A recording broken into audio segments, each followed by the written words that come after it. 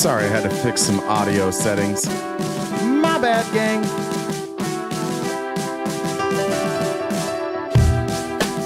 I know you'll be very forgiving.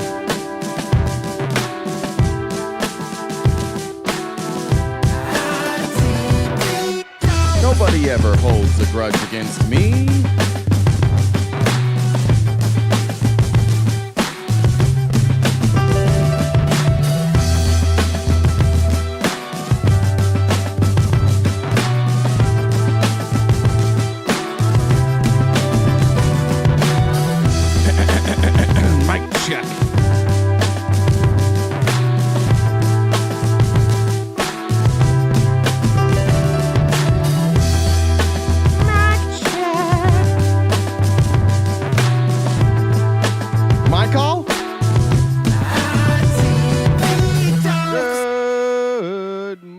Happy shit. What's Thursday? Holy smokes, this week flew by. Weeks go by quicker when you get hacked by Russians. Did I tell you guys that, by the way? I don't know if I told you that. I make love to my woman with this song. That song's 1 minute and 20 seconds, brother. You gotta pick that up. The chat is loading in on the screen now. Jen? Did I fix something? I don't know. Do you see the chat on the screen? Oh. It's kind of fun. What does it look like when it's over here? So it's this. That's not on. Remember how we talked about the scenes? Yeah, Jen did this, I think. I mean, I don't think I intentionally did that, but then everybody can see it. I mean. You can hide it. You can take a I vote. would hide that. It's because it'll pop up when you're showing the video. So just hide it. All right. Do you guys want it on there? We can figure out a different setup later if you want to be able to see the whole, like every chat from. You guys want to do that? Oh no, he's becoming a better streamer on accident. I look like other leftist streamers now with the chat there. Oh shit, yeah. People will know. Okay, he's on the left. No TikTok today. We got. After review of the ban, Jen and I have come to the conclusion that it was probably correct. I think it was probably. I mean, not really. I can say, like, I just said that if Donald Trump said those things about a kid in front of me, that I would physically assault him. So that makes sense. I guess you can't like threaten. But the amount of shit I've heard on TikTok. That was it, but technically we deserved it. I mean, that could be considered violent behavior. That's what it was, right? Harassment and violent behavior. I'm going to get the Secret Service showing up. I probably wouldn't. I probably wouldn't. I don't think you can hit a 79-year-old man. I don't think I could. I don't have that in me. I can't. No, I think you'd be smart than to say that about them. So yeah. I'm sorry, Secret Service. I'm very sorry. I didn't mean it. It was a hypothetical from years ago that cannot exist, and I'm deeply, deeply, deeply sorry. And you can stop fucking with me if you want. And Russia, can you guys stop fucking with me too? That'd be great. You didn't tell me about this. How do we know it's Russia? So when I went in to re-secure my account through Google, like through YouTube, they made me review all the activity, and it was all coming from Russia. And then they tried to hack it again. They've tried to hack it 2 other times actually since then. I've had to go in and like I have enough like security built in now where I have different authentication stuff. I have like all the authentication stuff so nobody can really hack it. But they've tried 2 other times since then, and it's coming from Russia every time. I mean, that's not surprising because I mean I think a lot of the haters we have in the YouTube chat often are. Russia. Yeah. So. Yeah. Somebody in Russia hacked and took over my IG account like 8 years ago. What a PETA to get it back? I don't know what that means. That's probably a bitch. I mean, maybe you say trying to say what a bitch to get it back. I'm on a list. Oh, I'm definitely on a list. I know for sure. Early on, I was on a list, and I don't have any doubt in my mind that this administration collects. Where are you reading that comment from? I don't know. From the chat. Do you have kick up today? Yeah, there's kick. Okay. All right. I just wasn't seeing that comment. I wasn't sure where it was coming from. I don't know. Whoever said that. Someone said it. All right. I believe you. All right. What is, people know? Pain in the ass. God, I'm a fucking boomer. This every day.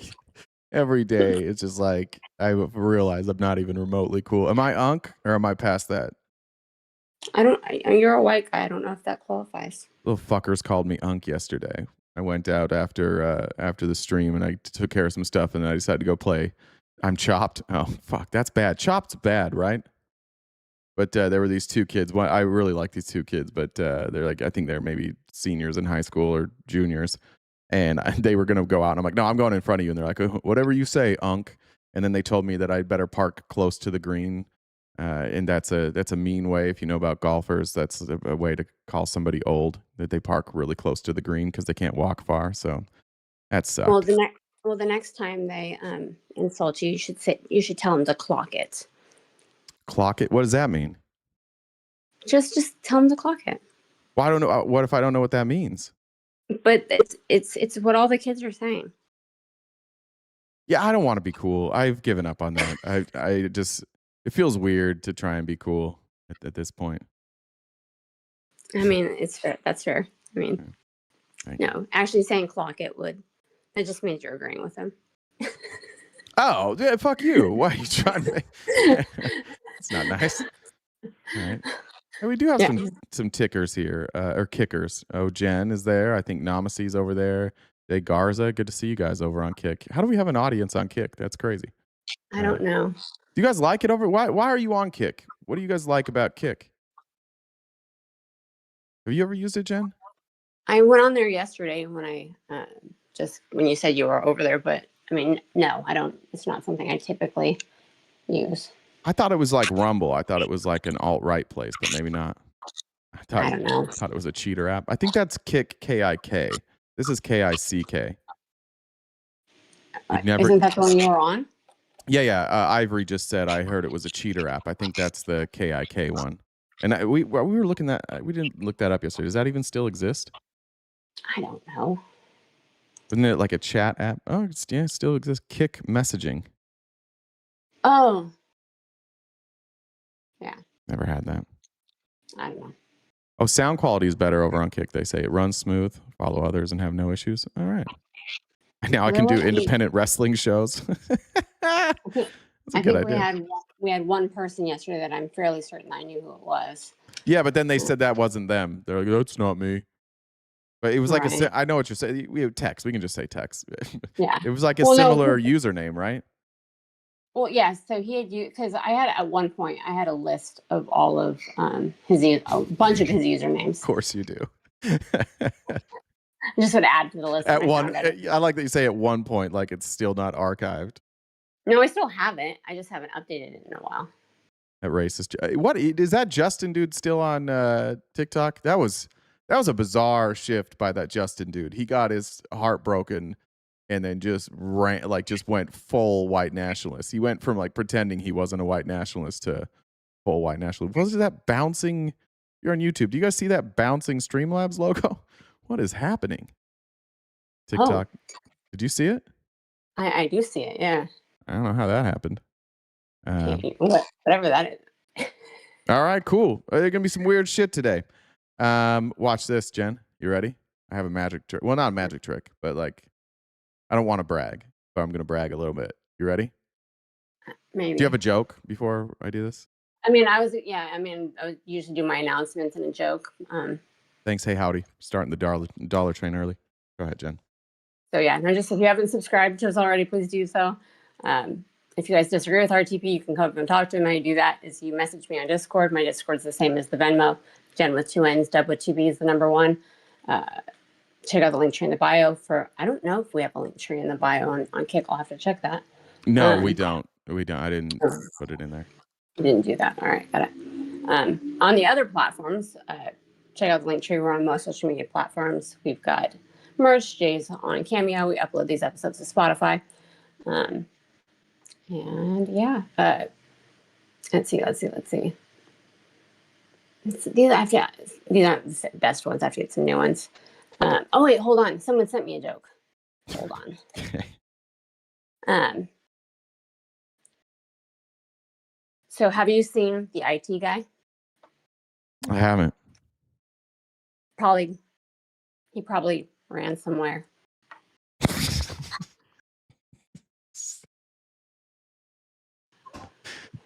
I thought that might have been a little soon. I like that one. That's fun, Charlie. Welcome everybody. People are headed over to Kick. I guess people like it there. Angie said for learning new tricks. Swampy said, you check out that bunkers, vaults, and biospheres? No, I don't even remember that. What is that? Send me a DM on that. I've been checked out. Like the whole hacking thing fucked with me. Jen knows this, but like I'm not very good at letting things go. Like if you do something to me that I don't like, and I feel like I want to get back at you, it will consume my life. Or if I'm just like, if I don't know something that I really want to know, it will consume my life. And that it did consume my life. I've got to work on that. Anyways, also Katrina said for Double Daddy's show today, love ya. Jen, you ready for the trick? He's ready. Watch this, guys. Let's get into the show today. See how I switched the screen first? That's pretty cool, huh? That's the whole trick. All right. I want to show you this ad. This is brilliant. Ooh, Shut up. Kat Abou-Ghazaleh, running for U.S. Congress in Illinois' 9th District, who we love, did something unique. She put out an attack ad on herself, and this is brilliant. Kat Abou-Ghazaleh is the kind of radical Democrat Fox News warned you about. Kat believes you deserve universal health care, groceries, and housing. Oh, what a commie. Where does she think we are? The richest country on earth? Kat isn't a millionaire. She doesn't take PAC money. She can't even afford health insurance herself. How can she possibly relate to normal, hardworking corporations like you and me? And it gets worse. As a journalist, Kat's reporting helped lead to Tucker Carlson's departure from Fox News. Is that who you want fighting extremists in Washington? Kat claims the Democratic Party should not bow down to Trump or his billionaire friends. Does she think strongly worded letters count as bowing? Kat Abou-Ghazaleh represents a new generation of progressive Democrats working to redefine the party's future, and she plans to do it with her ferocious attack cat by her side. Is this who you want representing us? Yeah. Kat Abou-Ghazaleh. Yeah, honestly, yeah, that sounds great. That would be terrific. I'm on board with that. That's such a good ad. Reminder, also got the healthcare hoodie on. That's a good time to reminder. We have that in our merch shop. On the back, there's a big picture of Bernie Sanders, or you can get him on the sleeve, depending on which hoodie you get. You can get it in a t-shirt form too, but remind your elected representatives that it would be cool. One of the benefits of living in the richest country on earth included healthcare instead of just a bunch of more money for billionaires. So let them know, and you can support us over on our in my link tree by heading over there and purchasing yourself a nice, warm, or lightweight hoodie. So there you go. All right, this was cool. I came across a story this morning, and I was a little shocked by it. But the Mississippi graduation rate hits 90.8%, rising from the nation's lowest to among the highest. And I saw this, and my first thought was, how the fuck did Republicans in Mississippi get something so right? Like, what did they do different? Oh, I guess I'm moving that camera around. Sorry. How'd they get something so right? So I want to dive into it. But first, the story here. Mississippi now has one of the highest graduation rates in the country. The Mississippi Department of Education announced that the state's 2024-25 graduation rate was 90.8%, a stunning increase from just over a decade earlier when the graduation rate hovered around 75%. The graduation rate increased by 1.6% from the 2023-24 school year to the highest level recorded in state's history. It exceeded the latest national rate of 86.6%. Reported for the 2021-2022 school year by the National Center for Education Statistics. Superintendent Alan Burrow said we've had a steady upward trend with the exception of last year, and then a meaningful increase this year to 90.8%. You'll see the national average there stops in 22. That's the last reported year that we have. So I went and I looked. The state's dropout rate is only 7.1%, a decrease of 1.5% from the previous year. The statewide graduation rate, like I said, was 74% just in 2013 and 2014. So I wanted to look into what they did to fix this. And here's what I found out. While Republicans in Congress and national Republicans will consistently tell you, and in my beautiful state of Arizona, the Grand Canyon state, and also in Oklahoma, the fuck your sister state, I think that's what it is. I can't remember exactly what it is. They will say that the solution to fixing education is giving more money for private schools and charter schools, and then they ranked respectfully at 49 and 50th, the two worst states. Meanwhile, you have a bunch of people getting filthy fucking rich running these charter schools. And so I was like, well, did Mississippi do that? Did Mississippi follow the lead of Republicans? You'll be shocked to find out that no, they did not. Oh, it's called the Sister Fister State. Thank you. Appreciate that. Here's what they did. They expanded flexible graduation pathways, including more career and technical education, which are the CTE programs that students can complete for their credits, giving them real job training while they're in high school for people who aren't intending to go to college. They implemented a literacy-based promotion act that started in 2013 when their rates were at their lowest, and that required third graders to pass reading assessments with phonics-focused training. And if they couldn't, they hired and expanded their funding for coaches and retention for those who fail. They added support. They also provided teacher professional development, spent a bunch of money on that, and they hired reading coaches. They provided made personalized plans on a very local level. They allowed for that, and parental involvement to build early literacy, which correlates with higher long-term graduation. They understood what educators have understood for a long time, that part of the way that you help kids graduate is by helping their parents help them. And so including the parents and having some training and having some ideas of how to include parents and giving parents some sort of structure on like how you can help your children worked. They spent extra money. That's what we need. That's how you do it. Mississippi said, we will not act like Republicans in education. We will act like progressives in education, and it worked. Meanwhile, Oklahoma and Arizona are like, what if we just kept giving money to these millionaires who own charter schools? So shout out. I don't, it got to be the first time Mississippi's gotten a shout out from us, but shout out Mississippi. Fuck yeah, early literacy. Yeah, I love that. I'm smart and can fix plumbing. That's awesome. All right, moving on here. Get here. All right.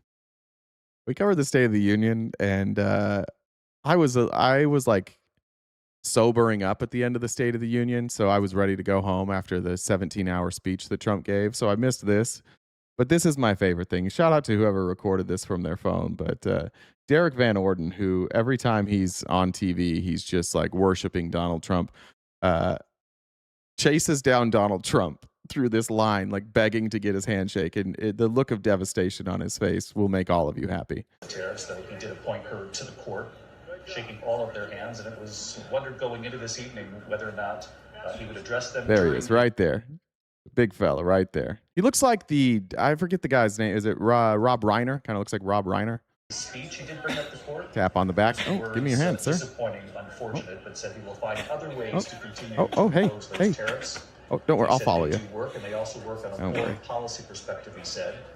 He said deals have been made with countries, and let me just, he believes many of those. Let me sneak in. Oh, there. Oh, hey, oh. Even with this setback of the court as he sees it. No. A lot of awards given, medals. It just takes off. Quite moving. Poor guy. Devastating stuff for Timu Rob Reiner right there. Swampy said, I missed that. Probably about that documentary. Said, Bean said, you've made it when Russia tries to hack you. Hell yeah, we did it. We absolutely did it. I mean, I don't know if that's true or not. It was a phishing scam that I fell for, so they might use that on everybody. But the Glaze Fest continued, though, and Dr. Oz, I got to figure out a new way to explain what they're doing without saying North Korea. But that's the only thing I can ever think of in the way that they glaze Donald Trump. and then the way that they like the way that they hyperbolize everything that this man does. He can be as mediocre as possible. And he is. He's a mediocre human being at best, and they will worship him openly. It's like you have to go a really long way out of your way to say the stuff that Dr. Oz says here. And again, like, you're a celebrity too, bud. You're famous. Have a little self-respect. This open worshiping on Fox News is getting unpalatable. Which I joined that delegation. Amazingly, watching European leaders for the first time actually listen to what the president was saying, and they started nodding their heads up and down, which is... There's no fucking chance that happened. There is no fucking chance, one, that he was with European leaders, and two, that they were... What would they have been nodding in agreement for? What did Donald Trump say during that address where European leaders are like, I get it now? Easy to do. If you watched last night's speech, you'll understand that almost mesmerizing effect of reminding people you're elected to take care of the people who voted for you, not to dance around their issues, actually go after the problems, deal with them firsthand. And today we were able to announce, as a follow-up to the president's commitment yesterday to deal with fraud, that we're going to defer $259 million from Minnesota because they have not been acting in good faith to protect U.S. tax dollars and protect the people of Minnesota from deadly fraud against Medicaid in that state. And all right, and we'll get into that here in a minute, but why do they just make up stories? None of that, there's no chance any of that happened. Meat said, shout out, Jen. Hey, shout out to Jen. Everybody loves Jen. All right. This was pretty cool. I don't remember who sent this to me. I'm sorry. Whoever it was that sent this to me, thank you. I forgot to write it down. This is live reaction. If you've ever seen these like live polling, people will tap like when they're excited, and then they'll tap something else when they're not excited at all. This is from Arizona voters. So obviously here on the left, you can see is a very positive, and on the right is just the time. So you can watch in real time how they react to, I don't know what this was. I don't know if this was erotica or what Trump was doing here, but Arizona voters went limp for sure. People are asking me, please, please, please, Mr. President, we're winning too much. We can't take it anymore. We're not used to winning in our country. Until you came along, we're just always losing, but now we're winning too much. And I say, no, no, no, you're going to win again. You're going to win big. You're going to win bigger than ever. People are asking me. Yeah, that was the end there. I also want to point out one other thing. Please. If you watch J.D. Vance and you watch Mike Johnson, this, again, reminds me just of the cult that I grew up in. But when you're smiling and looking around, you're looking around to see if other people are laughing. If it's a genuine laugh, you don't need to look around and check with everybody else. This is just like everybody knows that they're supposed to laugh at everything he says, and then they're kind of checking each other. This is cult behavior. Same thing happens, like Mormons are crazy about prayers. Like, you don't open your eyes during prayers. That's a big no-no. When I was a kid, I would get in trouble by my parents if I opened my eyes during the prayer. You fold your arms, you bow your head, and you close your eyes. But every once in a while, you kind of peek, and sometimes you catch somebody else peeking, and you're like, fuck. That's what this is. Nobody actually thought this was funny. Please, Mr. President, we're winning too much. We can't take it anymore. We're not used to winning in our country. Until you came along, guys, we're just laugh. always losing, but now we're winning too much. And I say, no, no, no. You're the Dems aren't laughing. going to win again. You're going to win big. You're going to win bigger than ever. At least cult doesn't sacrifice babies like yours does. Bro, J6, how do you say the dumbest shit every time? It's crazy. You have the worst commentary. Brother, I hope you get better. I'll just say, I'm going to be nice today. I just hope that you get a little bit better. You were a peeker, even as an adult. It's nice to catch.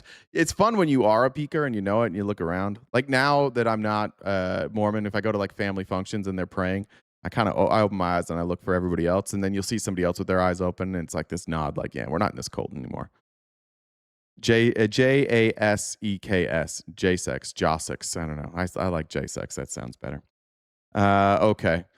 But then coming on the heels of State of the Union, and we talked about early voters in Texas, and now we're seeing polling, and we've seen the numbers, and one of two things is happening. Either Texas is shifting blue, or Republicans are like duping us. They're like, we're going to trick you. We're going to all show up on election day. We're tricking you like we don't care. And maybe Republicans have a tough time because they're choosing between John Cornyn, who can't inspire anybody, or Paxton, Ken Paxton, who can't look anybody in the eye. Maybe Republicans are just frustrated with their choices.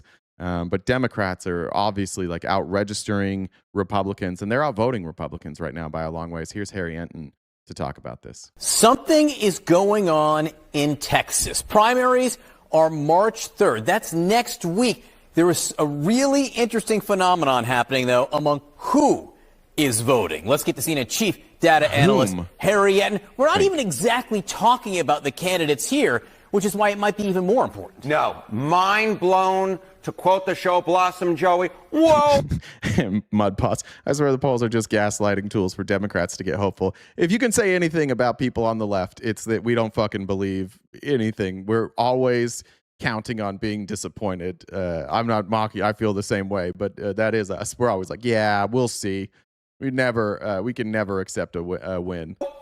I mean, look at this. Okay, share of Texas midterm primary ballots at this point in the cycle cast in Democratic primaries or Republican primaries. In 2022, the last midterm. He did quote Blossom. Yeah, I like that. Overwhelmingly, the votes were being cast in Republican primaries, 62%. But look at what's going on now in the 2026 cycle. More votes are being cast on the Democratic side. What a shift from where we were 4 years ago at this point. More people in Texas picking up the Democratic ballot. More Democrats are voting in Texas than Republicans. I mean, how unusual is that? Just how unusual? Well, you see the massive shift from 2022. This guy would have sold the fuck out of some food dehydrators in the 90s. He would have he would have been Ronco back then. He was made for this job, but before this job, he was made for infomercials. But look at history. Go all the way back. When was the last time that more people actually picked up a Democratic ballot, cast a ballot in a Democratic primary in Texas in a midterm? You have to go all the way back to 2002. So this could break an over 20-year stretch, my goodness gracious, whereby more people are actually voting on the Democratic side. And I will note it really hasn't even been close since 2002. Overwhelmingly more people have been voting on the Republican side in Texas. And this year so far, more people are voting on the Democratic side. This is different, very different, with a capital V in this case. So we still have a few days to go. I see a lot of other people here who grew up without cable, and our only entertainment was watching infomercials. I see you guys. I see the ShamWow. I see Billy May. I see the Flex Steel. Here, what are the chances? What are the prediction markets saying about the chances this will stick? Okay, so we're only really been talking about the early vote, but if you look at the Kalshi prediction market, what you actually see is the chance to have higher Texas primary turnout. Right now, the people putting their money where their mouth is actually slightly predict that there will be more votes cast on the Democratic side than on the Republican side, 60% to 40%, still a close race. But given that Republicans have been so outvoting Democrats in Texas, the idea that more people could actually vote on the Democratic side in Texas, again, as I said at the top, whoa. So, okay. Yeah, and I think this is just a byproduct of Democrats like anxious for a change. It's not Trump. Like, you have two excellent candidates in Texas. You have Jasmine Crockett and you have James Tallarico. Whatever you think, whatever side of those two you're on, like, those are two awesome candidates. If you don't live in Texas and you had one of those people running in your state, you'd feel really comfortable with either of them. And again, on the other side, what do Republicans have? Two like Trump dump sniffers that literally are just running on, I like Trump more than you do. So that's significant. We'll see. It's hard to tell how that translates into a general. If economically we continue the trends where we're at now, obviously that a lot easier to transition that into the general election. But that's a good sign for Democrats, and it's also a good sign that you have two people in Texas that are pretty progressive. Like, these aren't your normal Texas Democrats. These aren't like your run of the mill corporate Democrats. These are progressive Democrats running on significant change, and people in Texas are responding to that. So shout out to everybody in Texas who's getting things done. 2 really cool campaigns, too, to watch. It'll be interesting to see how those play out. Jasmine Crockett, although she's well-funded, running a much more like grassroots, get out in front of the people, more of like a Mamdani style campaign, and Tallarico running more of like a national campaign, trying to get on big shows, have his face out there a lot. It'll be interesting to see how that works. I do think that the Texas Democrats who want to change like that might not be quite as palatable for them to see Tallarico look more like a corporate Democrat. And I think that, for me at least, I would much rather see a Jasmine Crockett style campaign that gets out there, meets with people, boots on the ground. No offense to anybody with Mr. Jones trauma there, but it'll be interesting. Clown Meat said, shout out RTP. Also, shout out Burn Medic. Illusion says, Trump seeking executive power over elections is urged to declare emergency. 17-page executive order drafted per Washington Post. I made it through about 5 pages of that. I should have it tomorrow. April said, I'm sending my Exmo tithing to you. Thank you. Appreciate that. Did I miss any other ones here? Jen. Don't think so. All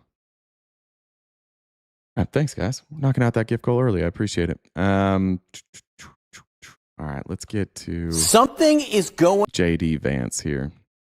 JD Vance was hit with some troubling polling on Fox News. This administration. Of course, he did what Republicans do always now, is just blame Joe Biden. Everything's Joe Biden's fault. To the issue that might clip this administration, and that's the economy.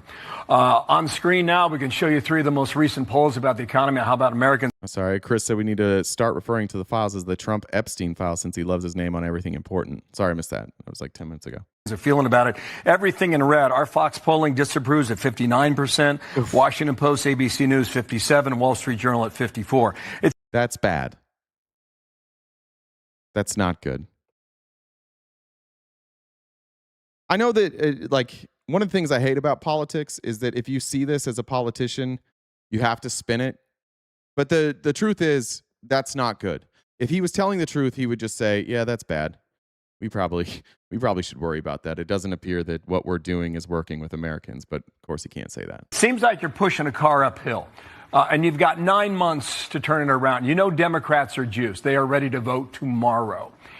Do you have enough runway to get this economy where it needs to be before November?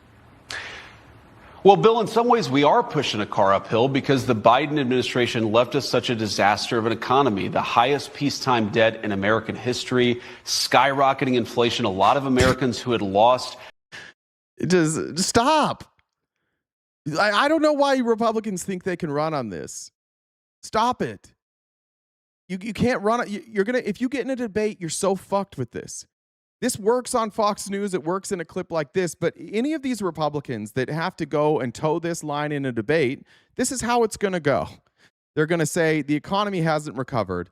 And let's just say it's John Cornyn in Texas. And John Cornyn's going to go, you left us with record high inflation. And then let's say it's Crockett. Crockett will say, no, we didn't. No, we didn't. It was under 3% when you took over. It's basically exactly where it was when you took over. That inflation was gone. You didn't get left with that. That happened while Biden was president, and it came down while Biden was president. You don't get to rewrite history. And this only works for people who are just dead set on Trump no matter what. And they're like, I've just refused facts for so long that it doesn't even bother me anymore. That's what this chat is when it's Republicans. We don't really care about facts or data at all. We're just going to keep saying the same dumb shit. A simple graph. If I was Jasmine Crockett, or if I was anybody, right, I would just bring graphs and be like, see these years? This is the peak. This is where it was where you took over. It's here. It was here. Now it's here. That works in a debate. You can't run this line in a debate. So what are they going to do? Not debate? Just not going to show up for those? That might be the Republicans' best idea. $3,000 was how much the average American had lost in take-home pay. Now, in a year, we've actually seen the average American gain about $1,200 in take-home pay. But if you're sitting at home from the perspective... That's not true. Tariffs cost us $1,700 per person. So even if you, even with that take-home pay, you're not factoring in tariffs. It's not true. I think that I haven't found that number, by the way. I don't know what they're citing. When I look it up, it does not. I can't find any source that says there's an extra $1,200 in take-home pay. I have no idea where that comes from. They keep saying it, and again, on a debate stage, if you're debating against a Republican, say nobody knows where that number came from. It feels like you just made that number up, but it's smaller than the amount that the average American paid for tariffs, which is a tax. So it's $500 less. Even with their most rosy numbers, the Americans are down $500 a year. Of the Biden administration, you were still worse off than you were when. Because I'm not looking. Let's look. I notice how the criticism comes from you guys. Oh, you just don't know. I don't think you know either. Anybody in the chat, you want to tell me where that number comes from, or do you just believe them?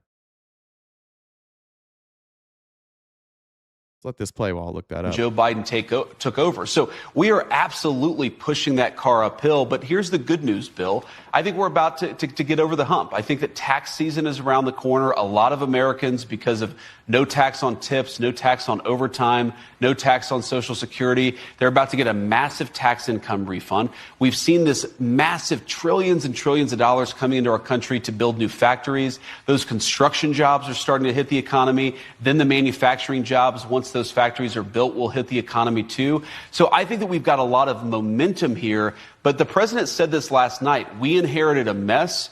Our ask to the American people is let us continue to fix this mess, make your life better. That's what the president is prioritizing, and that's what we're going to keep doing. Seems like it is. All right, so where they're pulling this from is, again, exactly what we suspected. It's from BLS data that doesn't factor in the additional taxes.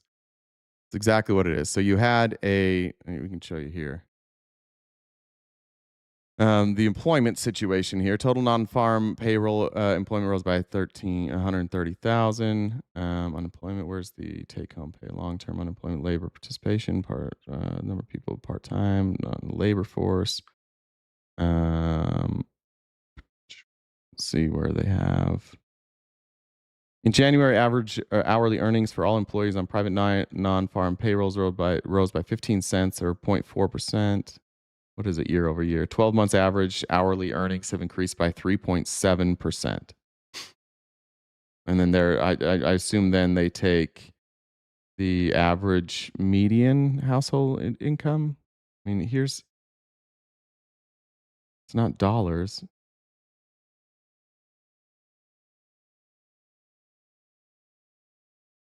Just don't know where they're getting this data from. Average weekly earnings, 1,200. What's this? From January 25 to January 26. Okay. So it's from here. And so it's up, $52, 5 times 12. That's wrong. That's $600. This doesn't make sense.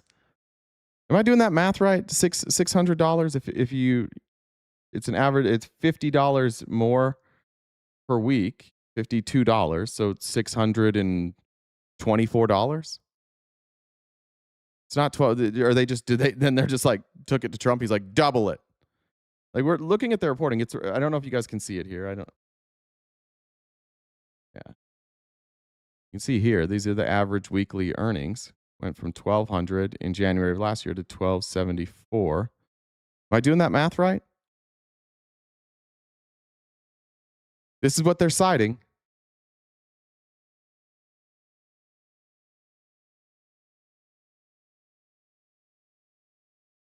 No, it's 52. From 1,222 to 1,274. It's $52. Times that by 12. And 624.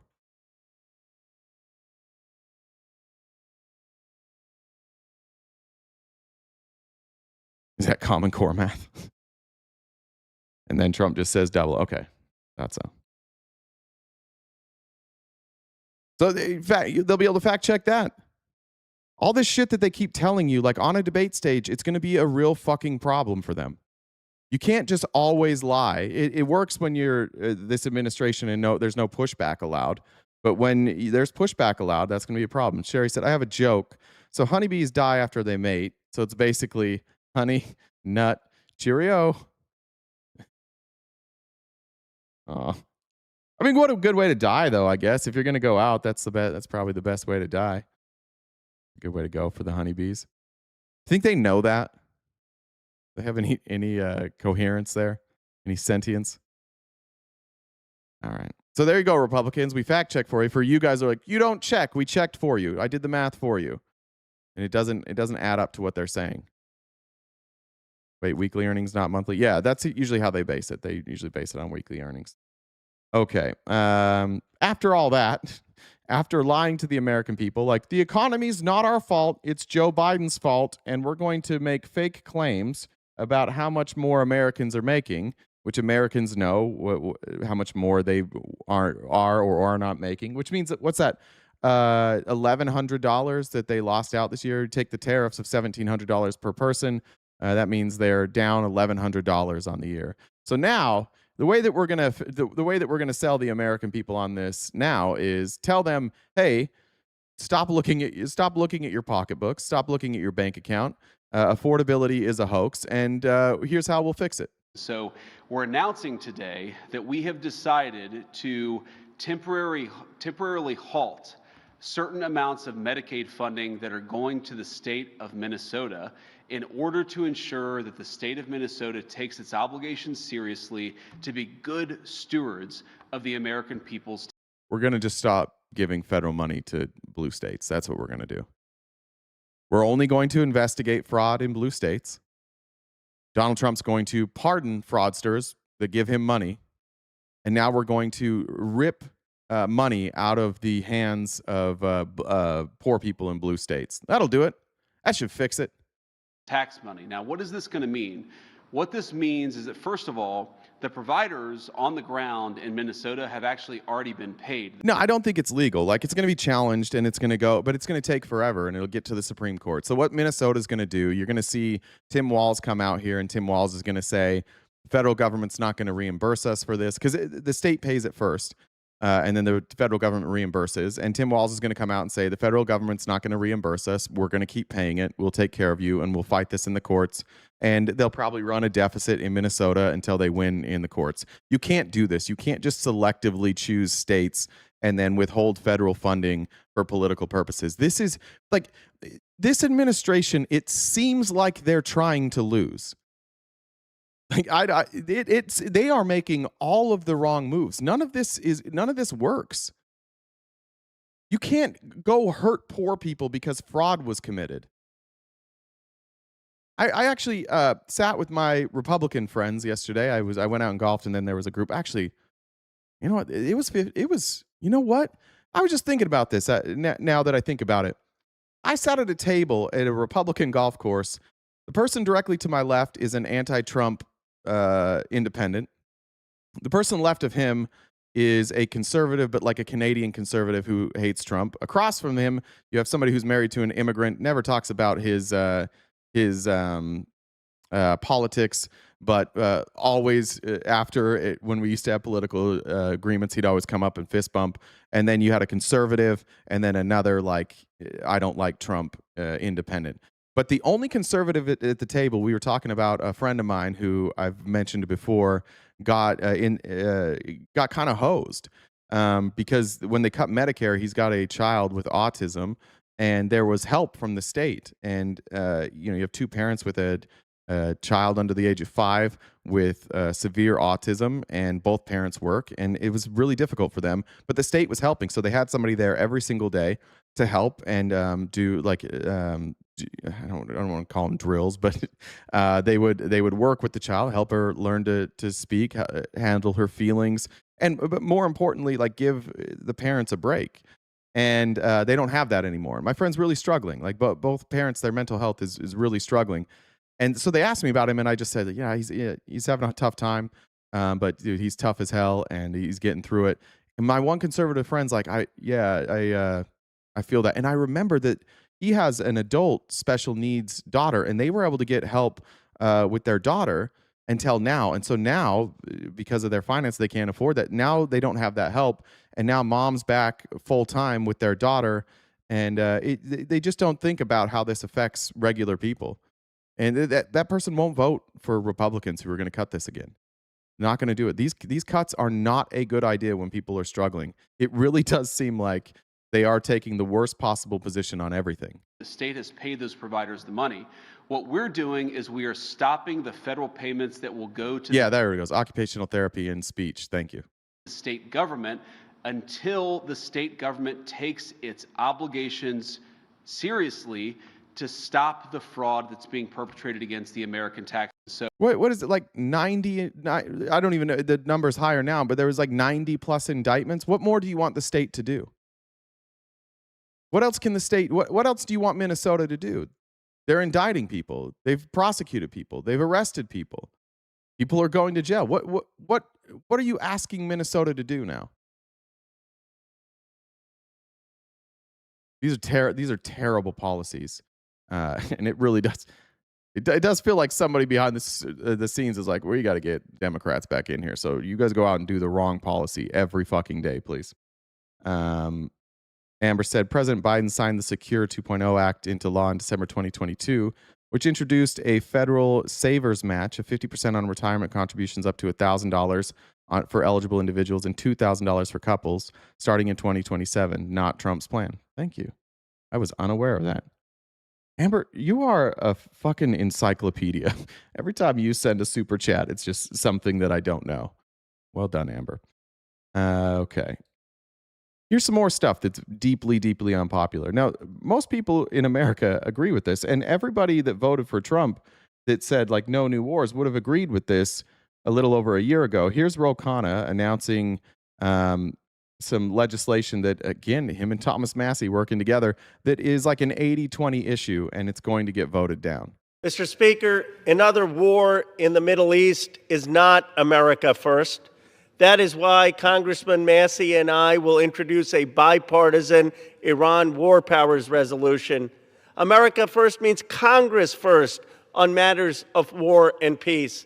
Every member in this body must go on the record about whether we should have another endless war in the Middle East. The American people are sick of billions of dollars going for overseas wars. They want that money for manufacturing jobs here, for health care here, for child care here. Would you rather have jobs, health care, and child care, or a war in the Middle East? I think that's a pretty easy question to answer in a midterm election.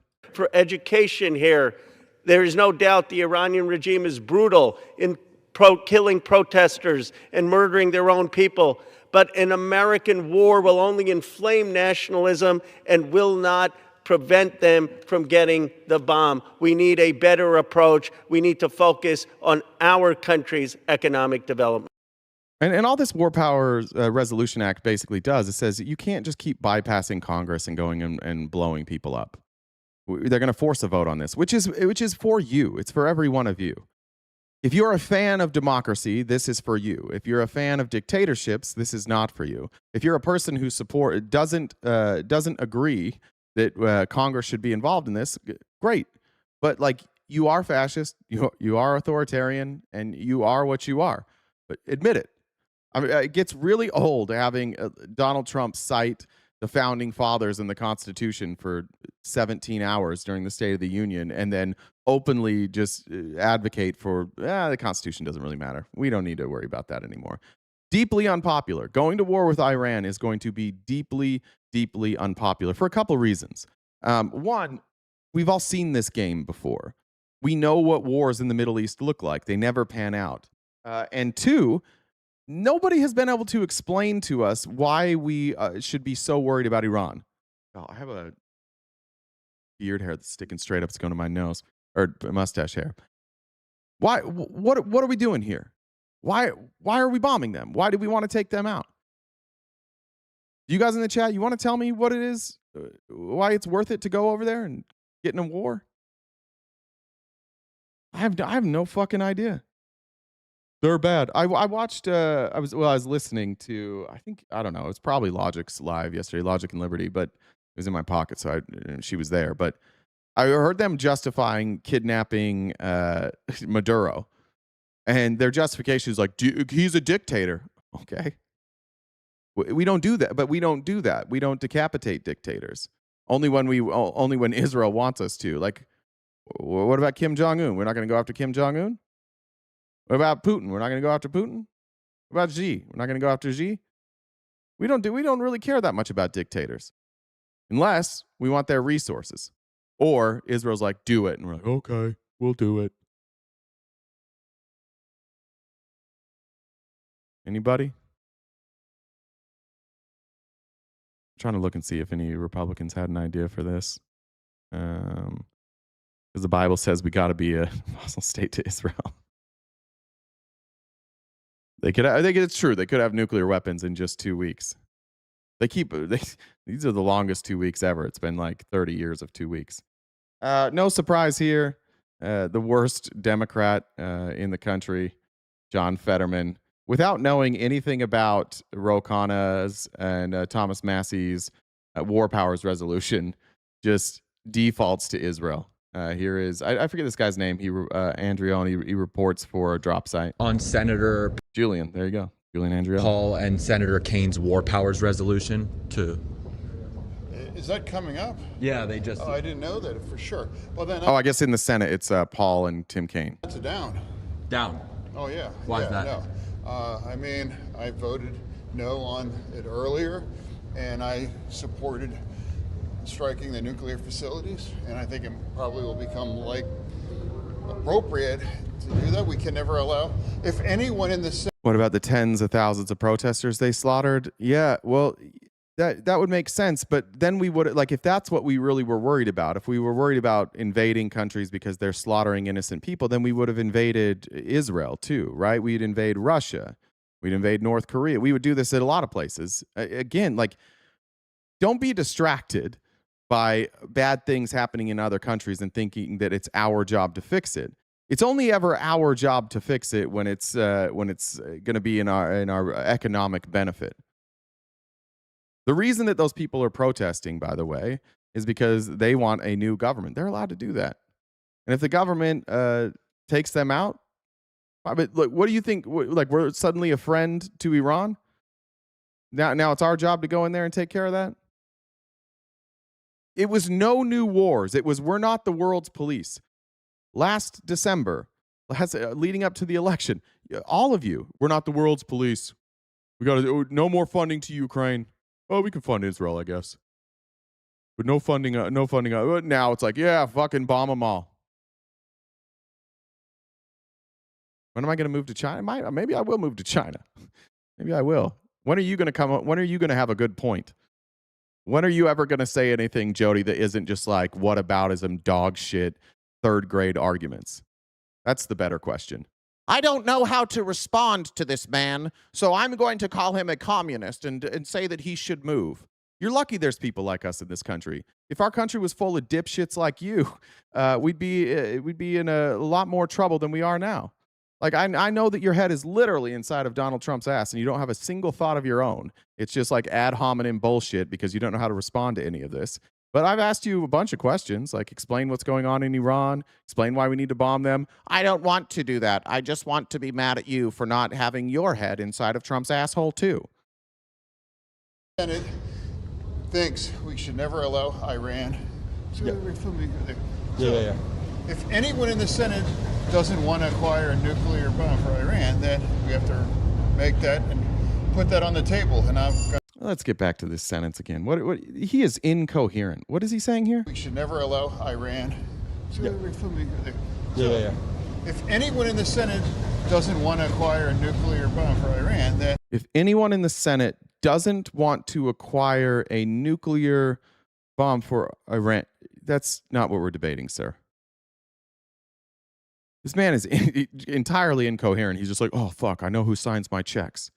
Guy Fox says, did you know we have a high-up DHS official named I Wanna Be Horan? That's amazing. We have to make that and put that on the table, and I'm going to vote for that. We have to make that and put it on the table, and that's what I'm going to be voting for. Sir, we don't know what you just said. You don't know what you just said. What do you mean you're going? They're not putting a new bill. You're voting against a bill. You won't be voting for a new bill. You'll be voting against this bill. God damn, did we get duped by Fetterman? How exactly would strikes on Iran benefit the American people, like on the ground in Pennsylvania, for example? It absolutely does. It makes the Middle East safer. But in peace. Pennsylvania. Yeah, absolutely. Oh, yeah, for sure. Every time we bomb the Middle East, it gets safer. Every time we decapitate a regime, it gets safer. There's never like a terrorist group that forms out of protest. Yeah, if we do this, American soldiers will die. They will retaliate and they will kill American soldiers, and then we'll retaliate. And yeah, we'll probably win, but at the cost of hundreds, maybe thousands of American lives. It is crazy how somebody like Fetterman is just willing to sacrifice American lives so that Israel can feel more secure. Absolutely. How so? Mm-hmm. But like, how does it benefit them? Like, does it put more money in their pockets? I'm voting it no. And I think we're good. How does it benefit them? I'm voting no, so we're good. These they're so obviously owned by Israel. They can't explain any of their positions. And MAGA, you guys are having a hard time explaining your anti-war position now too. You're this is the most aggressive administration since the Bush administration. Yeah, I mean, you had Obama and you had Trump in the first part of Biden's presidency where we had an actual declared engagement. We don't even have that now. We're just aggressive to be aggressive. You weren't anti-war. You were anti-Democrat, and you just believed anything they said, and you were willing to change your opinion on a whim. As soon as they changed their opinion, you all just changed your opinion. Jody, shut the fuck up. Stop complaining about what I say. Add an argument. Say something unique, Jody. We're all going to stop the chat, and we're going to wait for Jody. Jody, tell us your opinion on something. Not your criticism of somebody else. Tell us your opinion on, I'll even give you a specific question. Tell us your opinion on AIPAC funding American politicians. Go ahead.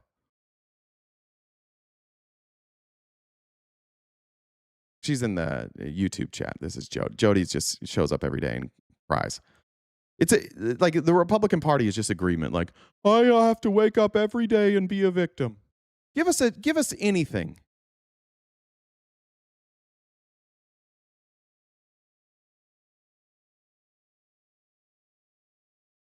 I'm a bully. I'm a bully because I ask people to answer questions. Yeah, fair enough. I am. Sometimes I bully people. That's fine. I want people to have real opinions. Oh, Jody, this one's tough.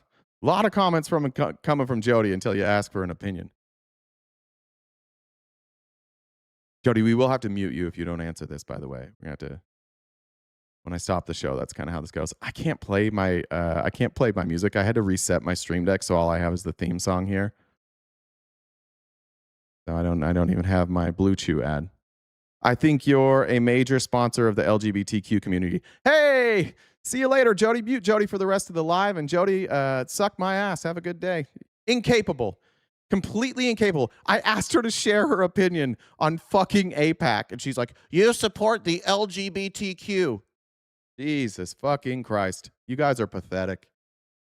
How can you not have an opinion on that? How can I? You could say, I like it. I don't like it. It's good. It's bad.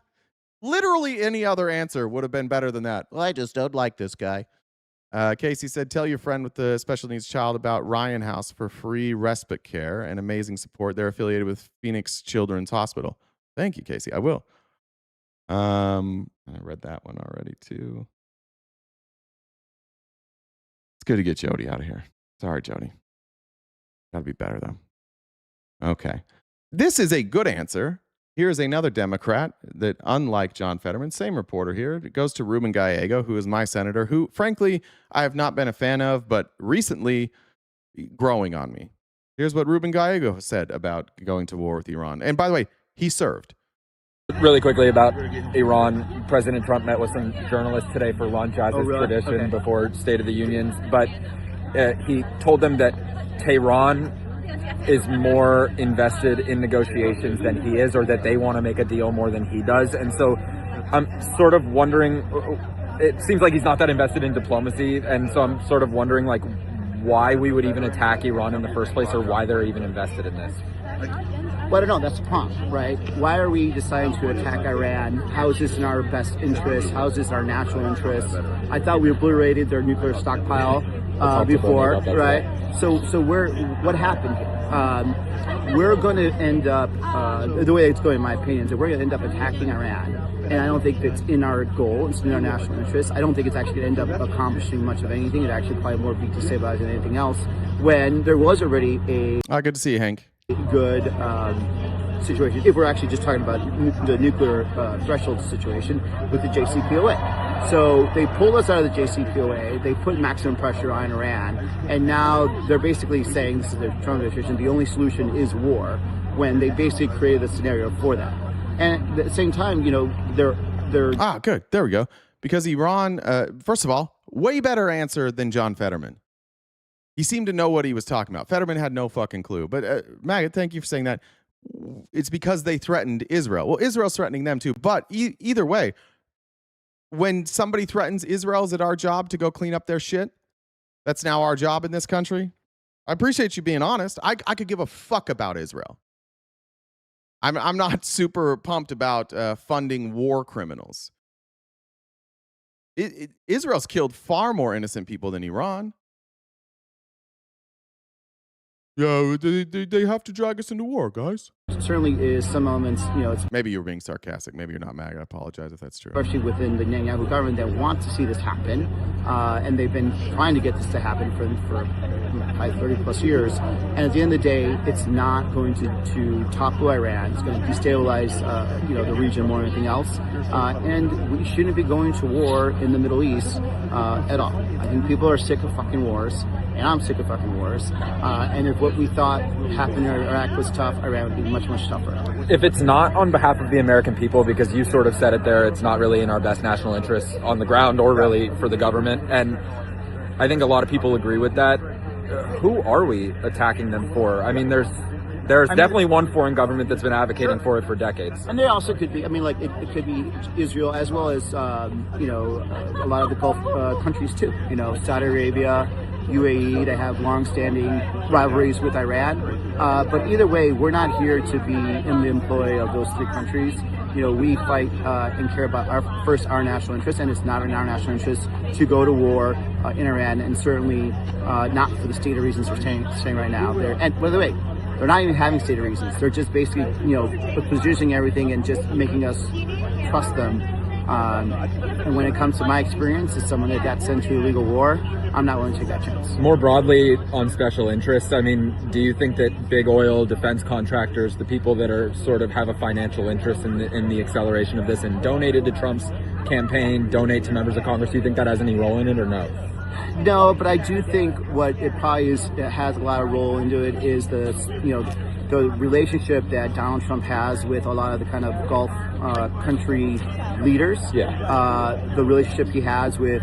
It couldn't possibly be that Trump's getting paid by all these people, right? Couldn't possibly be the billions of dollars that he's taking in as president and putting in his own pocket. Couldn't be that. This is why all of the people defending this action are incoherent. This is why when we ask you to defend the action, you're incoherent. Because you don't actually know. None of you know. Trump doesn't even tell you. He's just making money. He's running a protection racket. All this money that we've spent over decades building up the world's strongest military, Trump saw that as an opportunity for him to make a bunch of money. And he is making a bunch of money. And that's why nobody on your side of the aisle can make a coherent argument here. But Ruben Gallego can sit here for 3 minutes and give you point after point after point after point after point. And Fetterman's like, Israel is our friend. Netanyahu, and I think that is actually pushing a lot of this and pushing a lot of people within government. And I think that is, there's just no other way, because there's no other rational reason why we'd be doing this right now. If we wanted to stop nuclear proliferation, there's... this is bigger than you are capable of understanding. Yeah, that's what you all say. You all have the most generic, dumb fuck arguments. Make a coherent argument. Explain it. If I'm incapable of understanding it, explain it to me then. Explain why this is bigger than that. What is so big about this? What happens if we don't bomb Iran?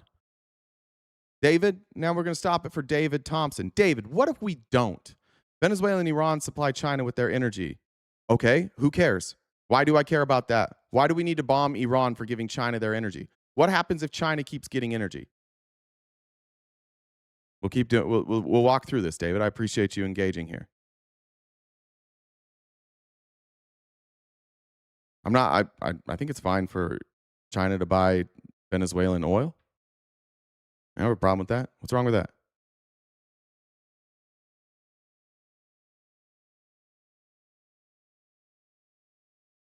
Taiwan is next. Next for what? Taiwan's next for what? That was your answer by why I should care about China getting oil? Because Taiwan is next? How does China buying oil from Venezuela and Iran mean that Taiwan is next?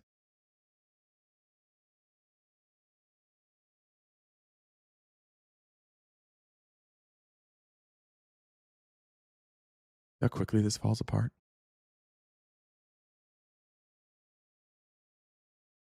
By the way, everybody's China's dreams of controlling East. How are they? What do you mean their dreams of control? So if we don't bomb Iran, China will control the East? Aren't we talking about controlling the West right now? So we can do it, but they can't do it? Isn't that our state of goal? Like, we're the ones taking military action right now. Is China taking military action right now? Come on, you told me it was so big. I needed to understand it. Help me understand this. Why would Taiwan be next? Just because you believe China's going to take over Taiwan? You think China's going to start a war with us over Taiwan? Like, we protect Taiwan. You honestly believe that China's going to start a war? Now, they haven't. So what are we doing? Are we poking China? Are we trying to start a war here?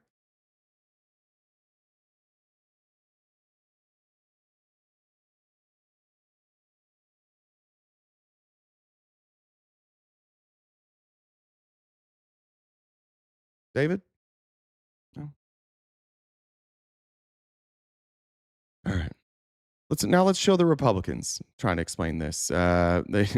I don't know why they keep sending out Mark Wayne Mullen. I have no idea, but they keep doing it. Here is Mark Wayne Mullen on with Caitlin Collins, asking the obvious question, how come we have to keep bombing them? You keep saying, like, we bomb them, it's like mission accomplished, and 2 months later we got to do it again.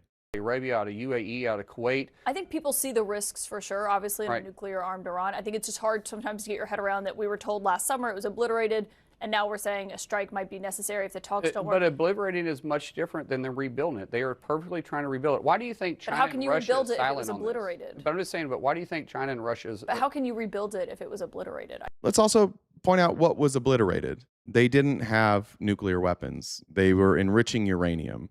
And the reason they're able to enrich uranium past 3.7% is because Donald Trump pulled out of the Iranian agreement that Obama signed along with the UN. And so we had them cornered. They weren't enriching uranium past 3.7. It's 3.7 or 3.6%. We had that deal already. Trump pulled us out of that deal. And then Iran, who is obviously enemies with Israel, and Israel has nuclear weapons. What choice do they have? Why didn't we disarm Israel? You want to calm things down? Disarm Israel. Come to the table with Israel and Iran and say, both you guys disarm. Get rid of your nukes. Here's the agreement. If any of you have nukes, we will attack you. Done. But no, we got to let Israel have nukes. This type of negotiation will always maintain friction in the Middle East. If you never negotiate fairly, which we're not negotiating fairly, we're letting Israel do whatever the fuck they want. This establishes that forever in the Middle East there will be conflict. There is no attempt here to de-escalate. That's what was so great about the agreement. It was de-escalation. It was telling Iran, like, hey, and Iran took a bad fucking deal. There was no agreement there in the nuclear agreement that Israel had to disarm. None.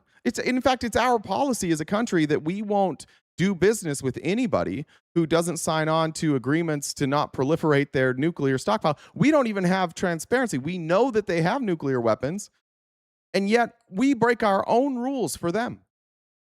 Bring them both to the table. Like if this was a real negotiation, bring them both to the table. You want to bring peace in the Middle East? Cool. Disarm. Convince everybody to disarm. Do what we were supposed to do. Do what we agreed to with NATO.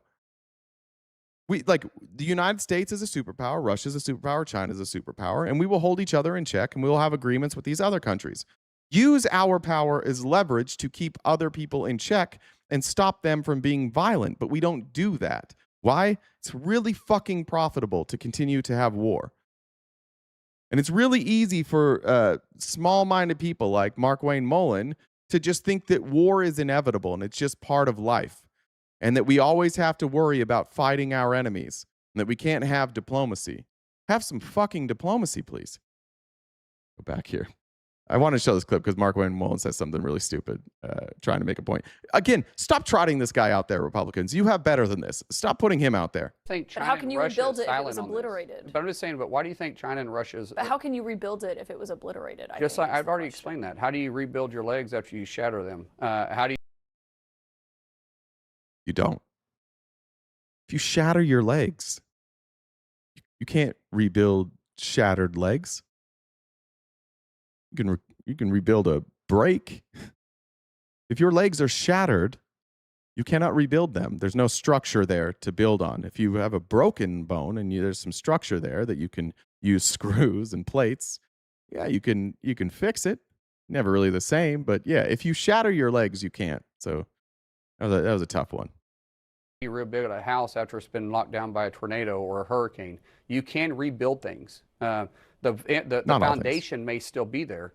You can build a lot back on a foundation once the top of it's removed. And so okay, so then if we bomb them again, they can rebuild again. Like this is an endless cycle, right? So if this thing that we're doing isn't going to work because it doesn't fucking work, then maybe we should do a different thing.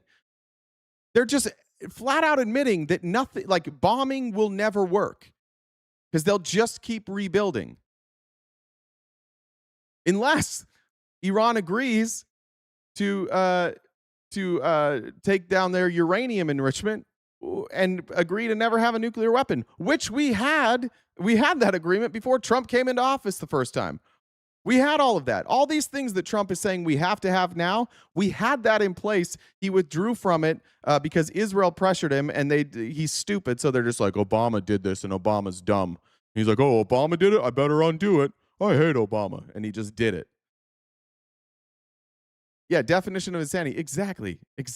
Like, he's explaining why this strategy we're doing won't work and doesn't even get it himself. If the structure of the foundation is there, they can start rebuilding. We'll see what the president decides. I do want to ask because who cares if we go to war again? Dow's over 50 thou. Maybe not. Yeah, I agree. Stop the slaughter, David Thompson. We should stop slaughtering people all over the world. But David, shut the fuck up. You failed miserably in answering these questions. Remember how you started this conversation, David? You couldn't possibly understand it. Great. Help me understand it. I can't explain anything. Stop the slaughter. You don't give a fuck about people in the Middle East who are being slaughtered, or you wouldn't support the funding that we give to Israel. You wouldn't support right now bombing Iran on behalf of Israel after Israel just committed a genocide of much greater proportions. And it's still they're still committing a genocide. They're doing it right now. You don't give a fuck about those people. You guys don't give a fuck about anybody. You just use these talking points as excuses so that you can continue to support this dipshittery. If you don't have a coherent argument, David, I don't know why you're so confident. All right. Then here is McMullins again. I mean, this guy is he has no clue what he's talking about. This is a senator, one of 100 people. I think he sits on the Armed Services Committee, too. He should know a great deal about not only our military, but foreign policy, and history would be good. But he doesn't know any of that. And by the way, if it takes us removing the Ayatollah from keeping the nuclear program from moving forward, then that's not off the table, but we would prefer. David, tell me how we plan on removing the Ayatollah. No, David, yeah, genocide. Now I got a different question for you. How do you plan, how do you think we're going to remove the Ayatollah, David? Chat, don't do it. I know what you want to do. I know you want to fact check right now. Do me a favor, don't do it. Let David answer. Please don't fact check right now. Please do not. David, how do we plan on removing the Ayatollah?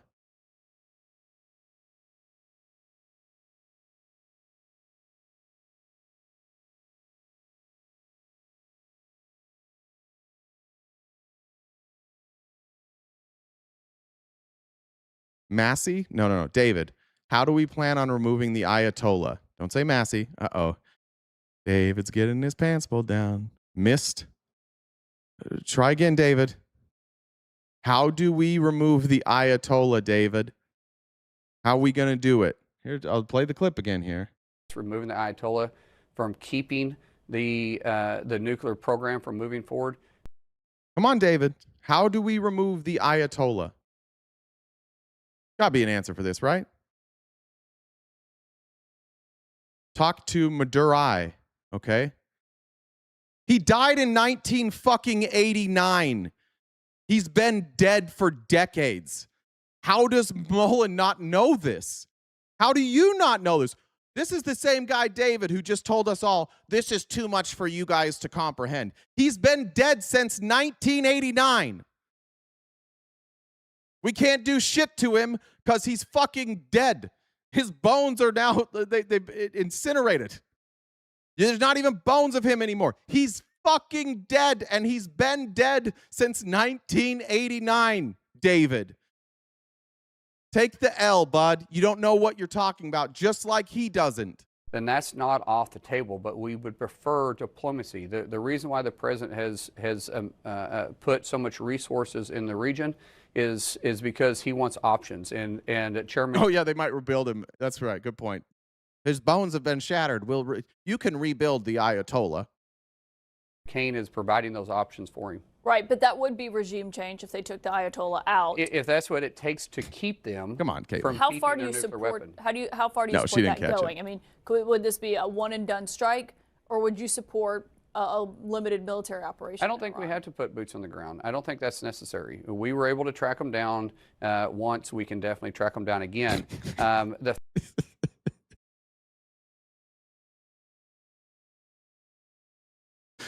I don't know where he's buried, but I know he's not going to get away. He's got to figure out where he's buried. That'll help. Thing is that Trump's going to take credit for taking him out. Yeah. He died like a dog. He was so afraid of me that he died in 1989. I want to make this very clear, Caitlin. We are not wanting regime change, but the person that's leading this effort is the Ayatollah. Remember in 1979 when he came to power, he was saying that he wanted to be a nuclear Iran, and we have been preventing that. By the way, I think what Caitlin Collins is thinking, what a lot of people think, is like the Ayatollah is just like the leader of Iran. He's now going to make clear that he doesn't know that he's dead. He's not talking about the regime. He's now going to make it clear that he thinks it's the same person. That from taking place, and when we stop, just go back a little bit, saying that he wanted to be a new person that's leading this effort is the Ayatollah. Remember in 1979 when he came to power, he was saying that he wanted to be a nuclear Iran, and we have been. Okay, I hear Biraki. Ayatollah Ali Khamenei is the supreme leader of Iran, holding the country's highest authority since 1989. When the Ayatollah that he's talking about died, he just said he took power in 1979. Sorry, I probably should have prefaced that before. But he's talking, he doesn't know that he's dead. And preventing that from taking place. And when we stopped bombing them, because we could have obliterated them and him during the 12-day war, we chose not to because he said he wasn't going to pursue it. Now that he is pursuing it, the one person that's driving this is the Ayatollah. That one person may have to be removed, but we don't think he's suicidal, but maybe he is. Well, it's not just him. It could be layers. But yeah, he's dead. I don't know why he doesn't know that. That's pretty crazy. All right. Here's Tom Tillis, Republican, trying to make sense of this too. Like I don't agree with this administration's policy, especially when it foreign policy. But I would like it if the administration were the ones that were making these decisions.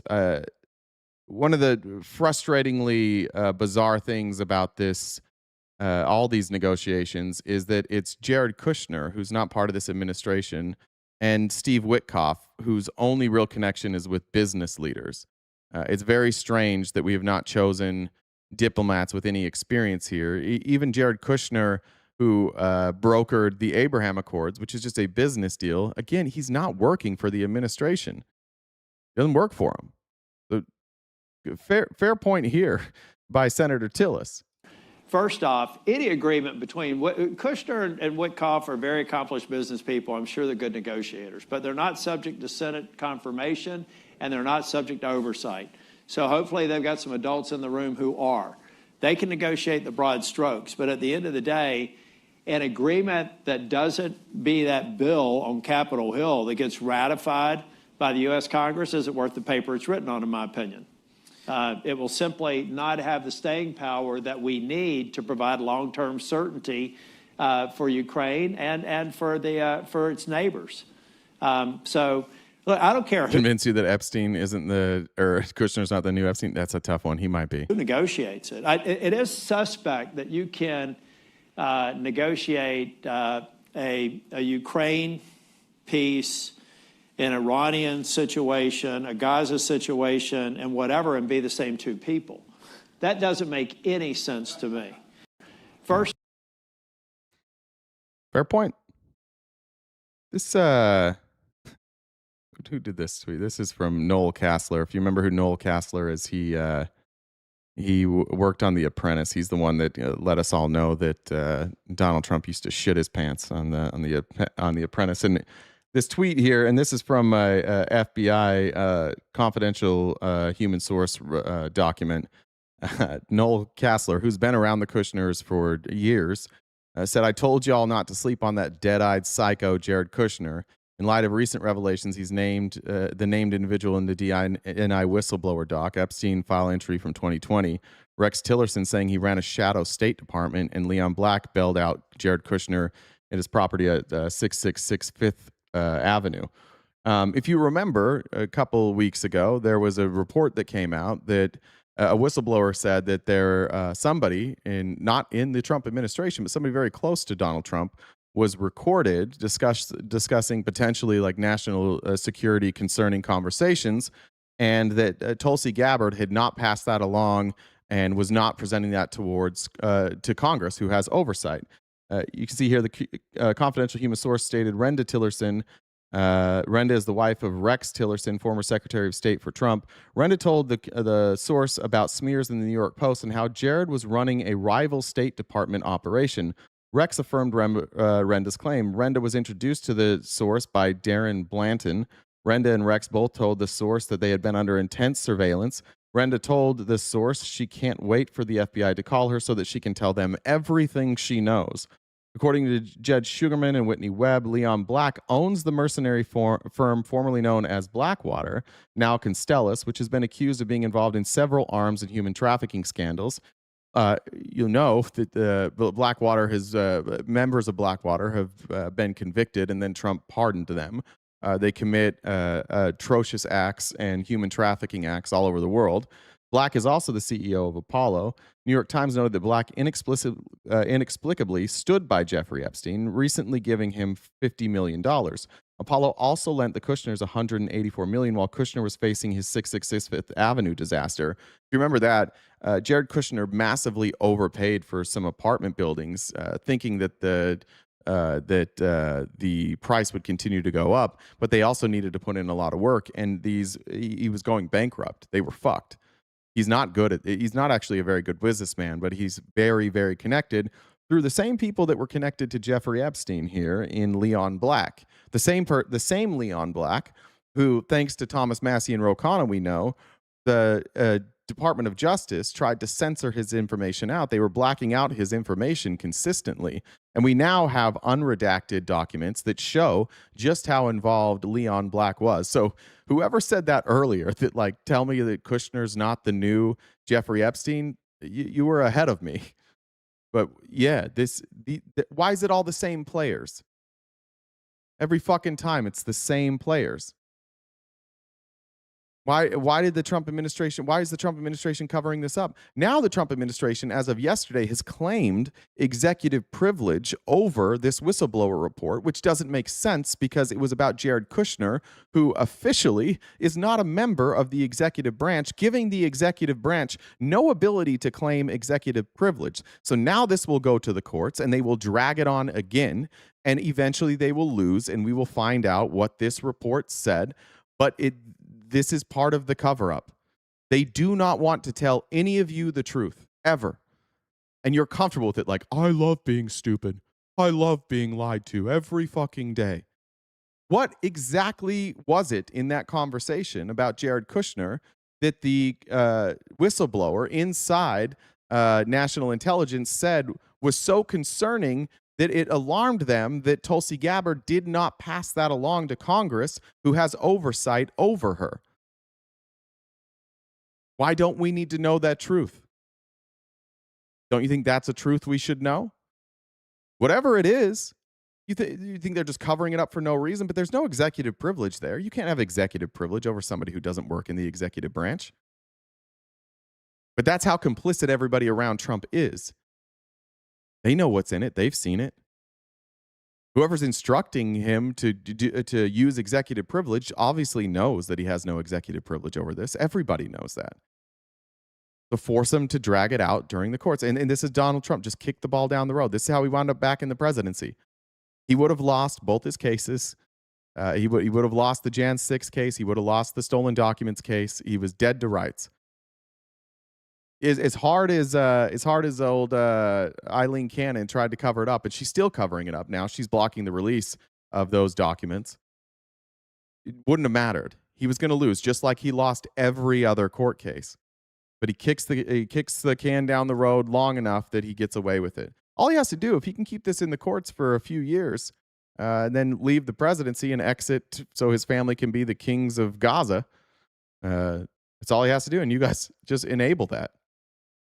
Very strange thing that you've all decided to do, to just be like, yeah, we don't really care so much about this country anymore. We're just all in on Donald Trump being protected. Welcome, new subscribers, by the way. Zach said, oh, that was from yesterday, sorry. Clown Meat, thank you for the eyeballs there. Just a reminder, we are crowdfunded. We do have a gift goal every day. We'll update that in a little bit, but you can see at the top of the screen, those are the ways that we can accept donations outside of Super Chats. If you do donate that way, they take a much smaller percentage. It's like 1%, whereas with other ways like Super Chats, we lose about 30% of that. So if it matters to you, do it the other way. If it doesn't, that's fine too. But if you could help us knock that out by the end of the live, that would be greatly appreciated. That's what we have to do. We have no intention on taking sponsors. We have the options through Streamlabs, through YouTube.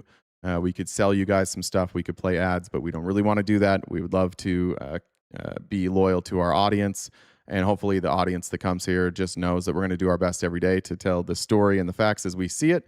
And I appreciate all you guys' support. Also a reminder, we do have paid subscriptions. We do every other Monday, we do a movie night where we get together in Discord and we watch movies together. Starting hopefully, we were supposed to start this week. We were going to start watching debates and congressional hearings as members only events. Those will take place here on YouTube and Twitch.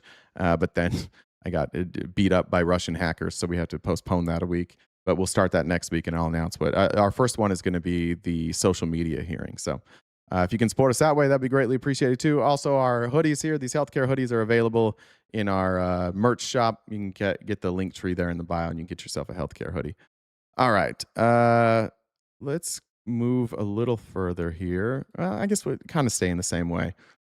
Reminder from Mike Huckabee, who has been in the news a lot lately as he was torn apart by Tucker Carlson.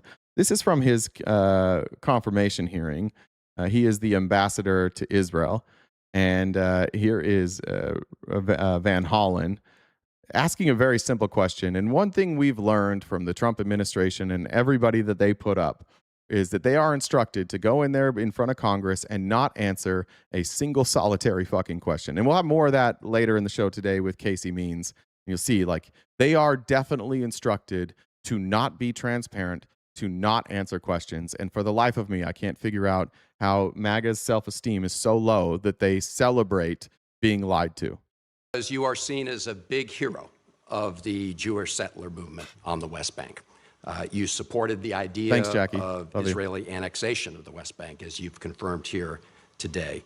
So I want to know where you draw the line. I recognize that you will be the president's emissary, but you've made a lot of comments on this, so I am interested in your thoughts. Okay, so when you said in 2017, and I quote, Israel has title deed to Judea and Samaria, unquote, you did not mean it gave Israel the right to kick Palestinians off their lands in the West Bank. Am I right about that? Senator, I've never indicated that that was a part of that. I simply referenced the biblical mandate that goes all the way back to the time of Abraham, 3,500 years ago, and that's what I was referencing. Right. No, I understand you have that view, but I'm trying to understand the consequences of that view. So in your view, if Israel were to annex the West Bank, what rights would Palestinians have? Because when I asked you that question yesterday, you focused on the right to work, economic opportunity. So my question today is, would those Palestinian individuals in an annexed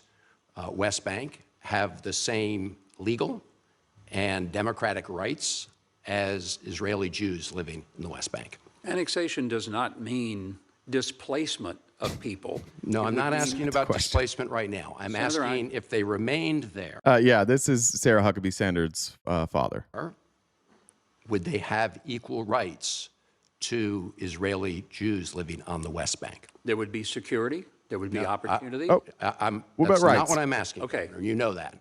No, I'm So I'm asking whether they would have equal legal rights, whether they would have the same legal rights as a Israeli Jew who settled on the West Bank living side by side. Would they have the same legal and political rights?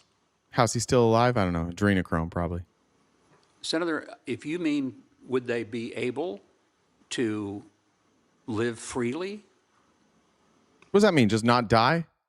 Because if you don't have the same rights as everybody else, you're not really like living freely, right? If your rights are limited, you just mean like, because they don't even really, people in Gaza, I mean, obviously this was more than a year ago, they didn't even have the right to live. They just keep dying. They just keep getting senselessly murdered by Israel. They already do. How about voting? You're suggesting that the West Bank become part of Israel. Are you suggesting that Palestinians living in the West Bank should have the right then to vote in elections in Israel? Senator, let me correct and say I'm not suggesting. Let me. Again, it goes back to the conversation we've had before. It goes back to Venezuela. Why did we take out Maduro? He's a dictator. He doesn't allow democracy. Oh, why don't we like Iran? Oh, they're dictators. They don't allow democracy. Oh, what about Israel? Palestinians don't really deserve the same rights as Israelis. So yeah, we don't hold the same standard. Israel is every bit as bad, worse than Iran. Like, tell me why. Tell me like how you could look at Iran and Israel and say Israel's the good guy. I don't know. Palestine started the war. Oh, cool. So you can just like murder children then. Got it. If somebody punches you in the face, you can beat the shit out of their children. Is that what you're saying? Like if you and I both had children and we got in a fist fight and I started the fist fight, then can you go beat up my children? What if they're in the hospital? What if they're hooked to IVs and they're unconscious? Can you beat them up then too? Because that's what Israel did. Israel's like, you guys hit us first? Cool. We're going to take out all of your children. We're going to bomb hospitals. We're going to bomb schools. We're going to use snipers. I think it was something like I don't remember the study, or not the study, somebody went through like kids who had been unalived by gunfire, and they were all like direct, like to the heart shots. They're shooting kids in Israel. It was like 60%, I think 60% of the kids. I'll have to pull up the study to get the totals, but it was like 60%. That cannot be a mistake. That cannot be explained away by anything else. Somebody behind a rifle pointed a rifle at a child and shot them through the heart over and over and over and over and over and over and over again. So your Palestine started it thing doesn't really help much here. But Republicans aren't that big on protecting children, anyways. Except for protecting them from having to see trans people. That's about the only time you ever protect children. This is this is the New York Times article now that is outing Jared Kushner in that DNI whistleblower report. Now it's been confirmed by multiple sources. It was just, what the whistleblower report apparently said is there was a discussion last year between two foreign nationals about Iran, not an unusual topic for American spies to study, but an intercept of that communication collected by a foreign spy service and given to the United States has now become a flashpoint within the intelligence community and between the administration and Congress. The reason is a single name that came up in the discussion, Jared Kushner, Trump's son-in-law. The previously unreported mention of Mr. Kushner in the discussion came after members of Congress were briefed last week about a classified report filed by a whistleblower regarding the intercept, according to people familiar with the material. The whistleblower has accused Tulsi Gabbard, the director of national intelligence, of limiting who could see the report and of blocking wider distribution among the nation's spy agencies, people familiar with the complaint said. So if we have this person, Jared Kushner, who's not a member of the executive branch, who for some reason is responsible for negotiating peace, we should probably know what that says. We should probably know why a whistleblower thought it was so important that they needed to blow the whistle. Right? Mar said, if you say boots on the ground 3 times, Jones appears. He does. And then he just shows up and immediately starts bragging about shit that he never did. Yeah, when I was at Mensa, I actually cured 4 different cancers. It was unbelievable. All right. Let's go back. I'll skip that. I want to show this. I want to show a difference here. This is J.B. Pritzker. Some of you remember that J.B. Pritzker's cousin, the Pritzkers, they run, is it Hilton? Is that what they own? Is it the Hilton hotels? Hyatt hotels. I think the Hiltons own the Hiltons. Hyatt hotels, I think, right? Pritzker's cousin was the CEO of Hyatt hotels, and when he showed up in the Epstein files, stepped down. And so this is a member of Pritzker's family. And I want to show the difference between somebody like J.B. Pritzker, and I do this for the reason that every single day, and Drew's been doing this all day. Drew, good to see you. Everybody says it tries to play this both sides shit. The Democrats will protect Democrats, and Republicans will protect Republicans, and there's no difference between the two of them. There's a very big difference between the two of them. Once somebody forced to vote on the Epstein files, not a single Democrat refused to vote to release the Epstein files. Almost all the Republicans refused to vote on it. They buried it in committees, and they buried it from moving forward. They consistently voted against releasing the Epstein files until it was forced. Then you had a floor vote, and they couldn't hide it anymore. They're like, fuck, our constituents are going to know. They were forced to vote, and then all but one voted to release the files. I think the one that didn't vote was Clay Higgins. There ain't a man in this world I fear more than God. But I don't really want to know what's in those Epstein files. But J.B. Pritzker, now talking about a member of his own family, is willing to bury a member of his own family. You are from one of the, I would say, most... Oh, sorry. Katrina said, this is my Antifa dues. Had to leave early. Thank you. Again, short month this month, so make sure you get your Antifa dues in before the end of the month so you're not subject to a late fee. I know a lot of you have already paid those dues, so appreciate that. Families in American, particularly in American business, which comes with its own kind of, I think, privileges and burdens. A cousin of yours has been in the news with regards to the Epstein files, Thomas Pritzker. He just recently resigned from the board of the Hyatt company after a bunch of emails and correspondences and associations that he had with Jeffrey Epstein, Ghislaine Maxwell, after Epstein did prison time in 2008. He apologized for that association. I'm wondering what your reaction to that is. Look, I've said from the beginning that anyone that's done something wrong needs to be held accountable, and I really mean anyone. Now, I'm not close to my cousin, but I can tell you that it's very important that people be held to pay the price for whatever it is that they may have done. See, this is problem. No lift trace. Like, why did the demo craps not show the list when they had it? One, it's not a list. Two, we cover this every day. But even if they didn't show it, when they were forced to vote, like, I don't know why you guys think this is a good argument. The only time anybody's been forced to vote on it, all the Democrats voted for it and all the Republicans said no. Address that. Just address that. And if you have a good answer for that, then we can move on to the Democrats. And I know there are lots of names in there, and people, what did Bobo do? People just sent a few emails or whatever and had nothing to do with any of the wrongdoing, but there's a whole lot of people that have seemingly done something wrong. So once again, they are the ones who should be answering. They should be answering questions.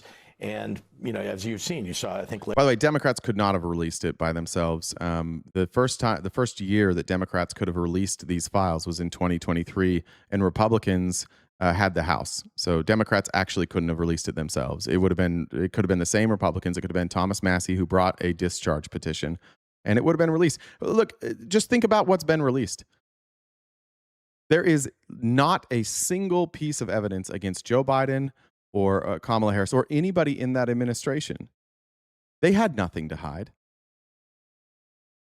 There's nothing in there that's linking Joe Biden or Kamala Harris to Epstein. Now, they didn't do it. It wasn't a priority. That's frankly why. The victims and independent media is what drove this. Let's be honest. It wasn't Democrats. It wasn't Republicans. It was victims coming forward, and it was independent journalists who kept talking about it and kept talking about it and kept talking about it, and they made it mainstream.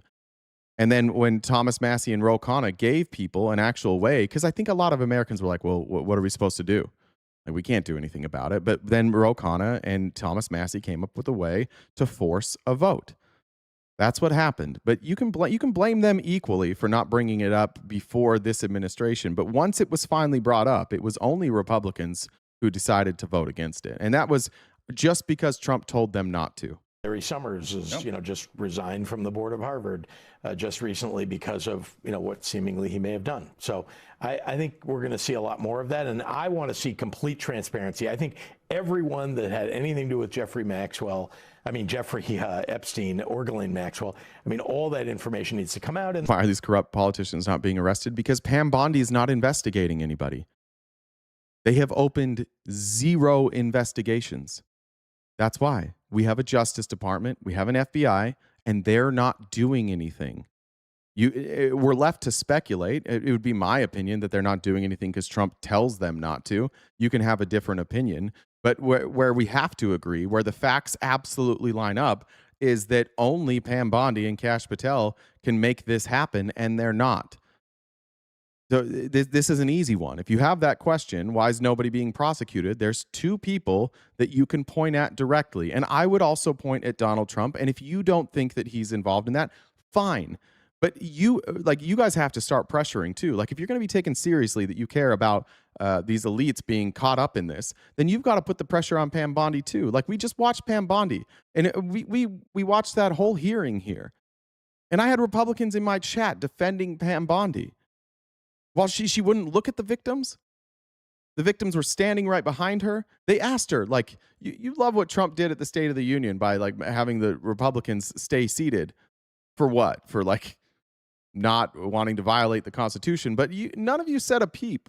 When they asked, all the victims stood up behind Pam Bondi, and they just simply asked, will you tell these victims that you'll investigate, that you'll meet with them and hear their stories? And she would not commit to listen to them.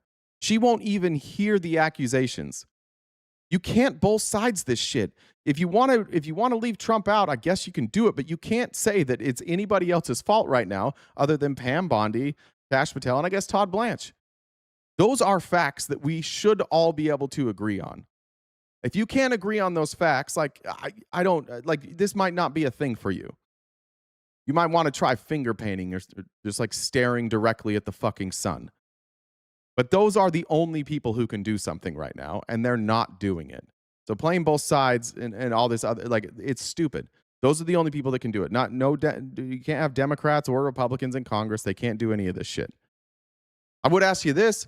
Les Wexner, everybody agrees Les Wexner, he's listed as a co-conspirator.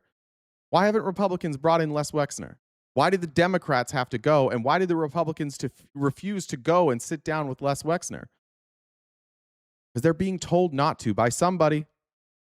Somebody's telling them not to do it. Or are they just that lazy? They're more concerned. Like, what's a bigger issue? Yet we had the Mueller report, and yeah, we had investigations. Yeah, we can do investigations. You might not like the Mueller report. You might, the Russian one is Mueller, by the way. You might not like it, but that shows that there was at least a Department of Justice who did something. That's when they used to operate independently. Remember, Trump was president at that time. He chose the Attorney General. He chose the FBI director. In fact, he fired the Attorney General, Jeff Sessions, because Jeff Sessions wouldn't do what Pam Bondi is doing. Jeff Sessions is like, I'm not going to stop this. In fact, I'm going to recuse myself. I'm going to stay as Attorney General, but because I was involved in Trump's campaign, there's a conflict of interest here. So I'm going to recuse myself from this investigation, and Trump fired him for that. Pam Bondi learned that lesson. Oh, no. You always do what Trump tells you, or else you get fired. I mean, Pam Bondi's implicated too. She could recuse herself. Kash Patel could recuse himself. They all could recuse themselves and allow the investigations to go forward. Instead, they're killing the investigation, and we'll get to it here in a minute. They're also covering up damning evidence against Trump. Then, we'll sift through, who's actually done something wrong. All right, Governor Grifter.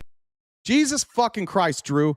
And you are failing to see that the political elite on either side is not the common person. No, the fuck I'm not.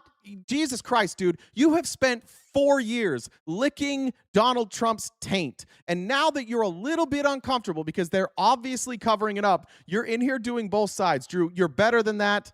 You're smarter than that. Stop doing that shit, man. Of course it's the elites. And the elites are getting cover from Bondi and Patel, and that's it. Don't both sides of the shit. There's two people that could investigate, and they're not. So it's the elites that are pulling the strings, and somehow they are able to pull the strings inside the Trump administration. We're saying the same thing, but stop doing that shit, Drew. Just because you voted for him, even though, it wasn't enough that, he abused women. It wasn't enough that he's a chronic liar. It wasn't enough that he's a criminal. It wasn't enough that he lies about everything. All of that was fine with you. And now that it's uncomfortable and obvious, you're like, well, let's not just blame him. You're missing the point that it's the elites. No, we need to know that it's the elites. Why was Leon Black's name redacted? Why is Trump being redacted? Trump's an elite. Trump has been an elite. Would you have this same stance if Leon Black was president right now and he was covering up his own name in the files? I don't know, Drew. Maybe you just be like, oh, it's not Leon Black. It's somebody else. These are the elites. They're in the administration. It's full of billionaires, and they're all friends with Epstein. Like Lutnick's his buddies hanging out at his island, taking his family there. Trump's his buddy. They were going to parties together. They went to weddings together. They went to fashion shows together. They ran fashion shows for underage girls together. They hung out at his club together. Trump sent girls from his club to Epstein while publicly admitting that he knew what Epstein was doing. These are the elites, Drew. This is pathetic for you. You're smarter than that. You're better than that. This is like a 100% cope. 100% cope what you're saying. All right. We are saying kind of the same thing, Drew, but we're not saying exactly the same thing. We're saying it's elites, but you refuse to include Donald Trump and this administration in the elites. So you're talking about both sides. I'm not. The elites are controlling the Republicans right now. They are not controlling the Democrats on this right now. They are controlling the Republicans through Donald Trump. So it's not like this isn't a divisive thing along party lines. This is the elites. Sorry that the Republicans are going along with it. They shouldn't have. You notice I'm not criticizing Massey. I'm not criticizing Mace. I'm not criticizing Boebert. I'm not criticizing any of these other people who have been Anna Paulina Luna, Rand Paul. I'm not criticizing them. Just the ones that are covering up. It's Comer. It's Jim Jordan. It's Trump. It's Pam Bondi. It's Kash Patel. It's fucking whatever his name is, Todd Blanche. I just think you're being disingenuous, dude. I think you know. All right. There's JB Pritzker saying, I don't give a fuck if it's my cousin. Take my cousin down. That's pretty different than what Trump said, because Trump had a very different approach to this. Some of the Epstein files over to the House Oversight Committee today. Are you in support of them releasing all of them? Keeping it open. If they wanted to release, people shouldn't be hurt, but I'm in support of keeping it totally open. I couldn't care less. You got a lot of people that it could be mentioned in those files that don't deserve to be. You know, people, because he knew everybody in Palm Beach. I don't know anything about that, but I have said to Pam and everybody. How does he not know anything about that?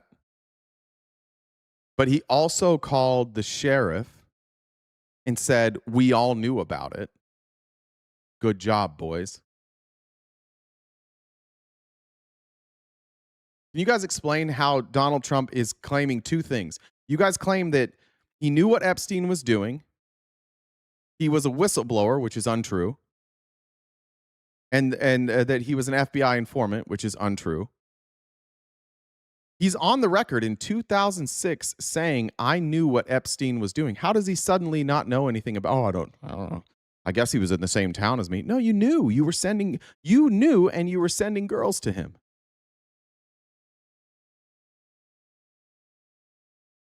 You cannot still be on the Trump train without just admitting, like, yeah, I kind of don't care. Kind of don't care if people abuse children. I care more about Donald Trump than people who abuse children. Thank you. Oh, I got that one from CloudMeet as well. I did update that. We got about 90 minutes, maybe 2 hours at the most left in the show. Appreciate you guys. We're getting almost halfway done with that gift goal. Are we there? Yeah, almost. Just a reminder, we are crowdfunded, so anything you can do to help us out with that gift goal will be greatly appreciated. A dollar train knocks that out really quickly. Remember, Antifa dues are coming up soon, so you can get those Antifa dues, and those count. And they are Antifa tax deductible. So the Antifa tax, we will allow you to deduct your dues from that tax.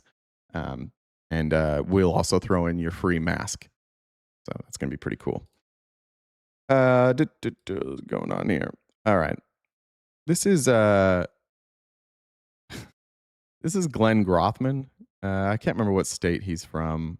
It'll say here, Wisconsin. This is some of the most pathetic cope here. Again, the Trump administration is covering this up, and they all know that.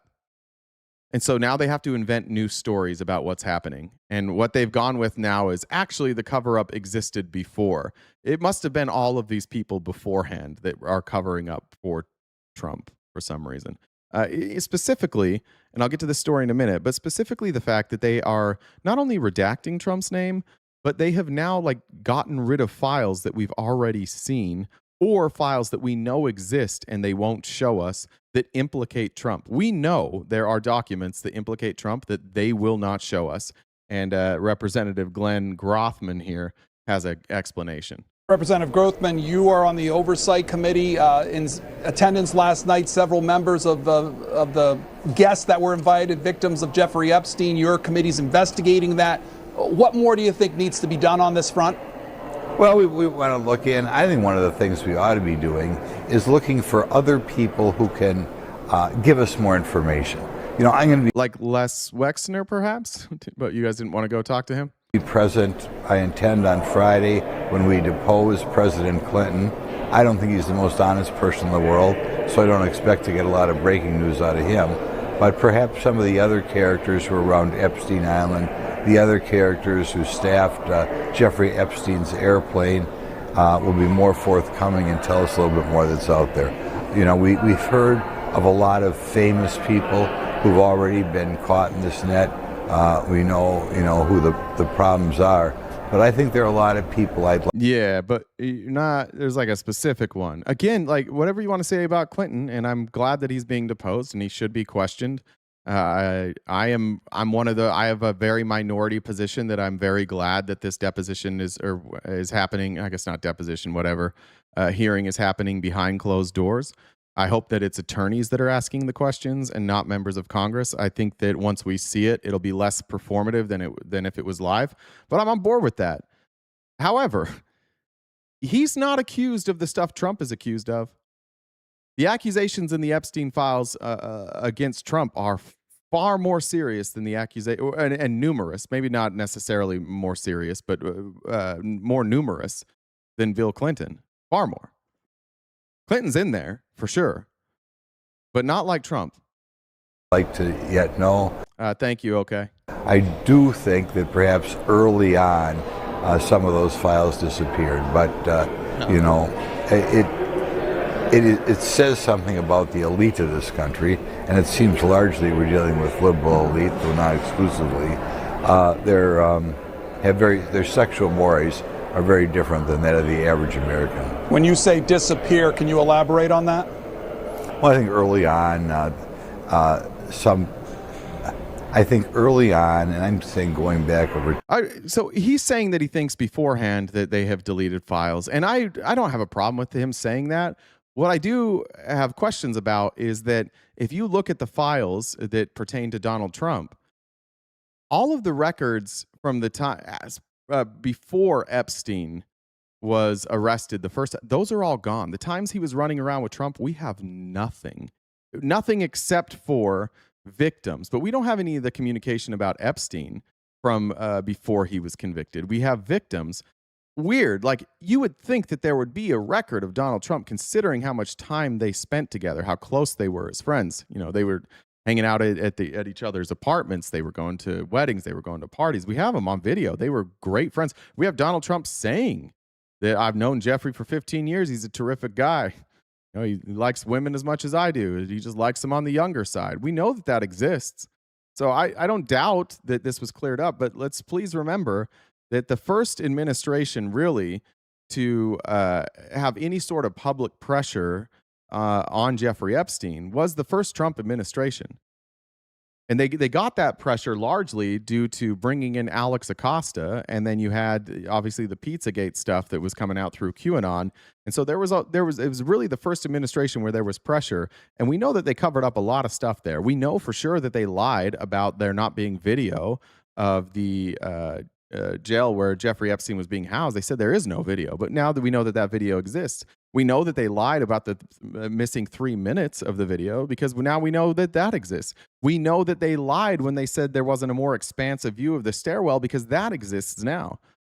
We know that the FBI, during that investigation under the Trump administration and the Southern District of New York, were investigating this as a murder a year later.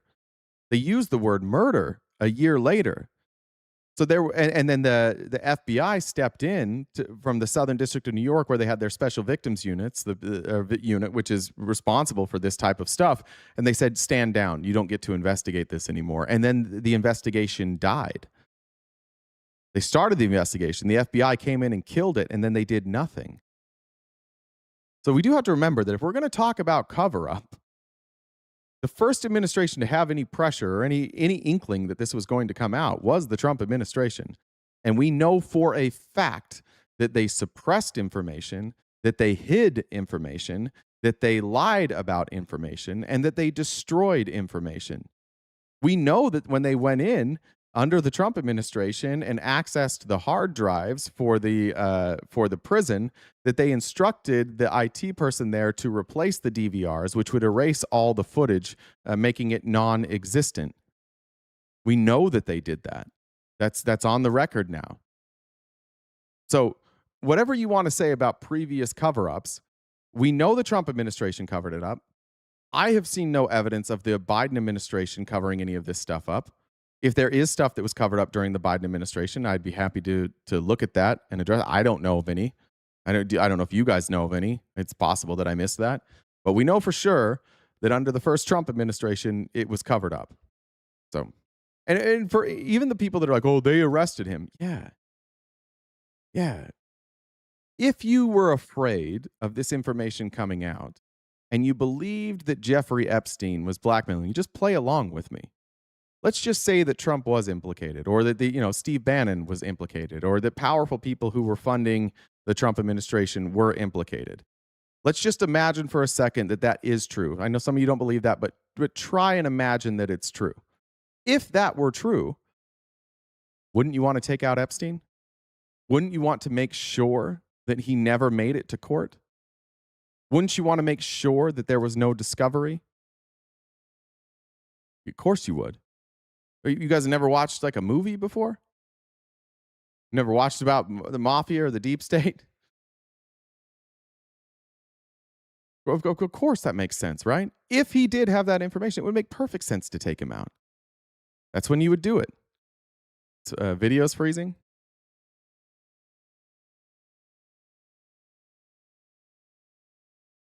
Jen, is the video freezing?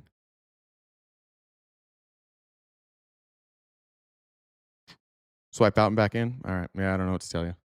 Not for me. Okay. Which administration gave the sweetheart deal? Well, that was the state of Florida that gave the sweetheart deal, but that was under the Bush administration. And then, again, that was Florida. And the person who gave them a sweetheart deal was then put into the Trump administration as labor secretary for some reason. And then one of the other attorneys was Pam Bondi. You really can't connect much to Obama or Biden, honestly. Like, there's not much to connect there. You can make some guesses, but now that the files are out, and even like the internal FBI communications, there's no evidence that Obama or Biden tried to cover up any of this stuff. We can't rule it out because we don't have everything. I think we have to stay open-minded to the idea that they could have. But you don't think this administration would have put that stuff out, the damning stuff? The only thing they have is that somebody who served under Obama as an attorney, as a U.S. attorney, and I think she was part of the White House counsel. I think she was part of the White House counsel team. She had a lot of communications with Epstein. She seemed to have a very friendly relationship with Epstein. She has now had to actually step down. That's the only real, and that's Catherine, is it Rumler? I think it's Rumler. I think it's Rumler. That's the only real connection there. But even if you search her name, you won't see anything about Obama. You won't see anything about Biden there. Incredibly loose. And it's not like they knew that she had those connections and then brought her on anyways, like they did with Mandelson in the UK, or Alex Acosta, or Pam Bondi, or Steve Bannon, or Howard Lutnick.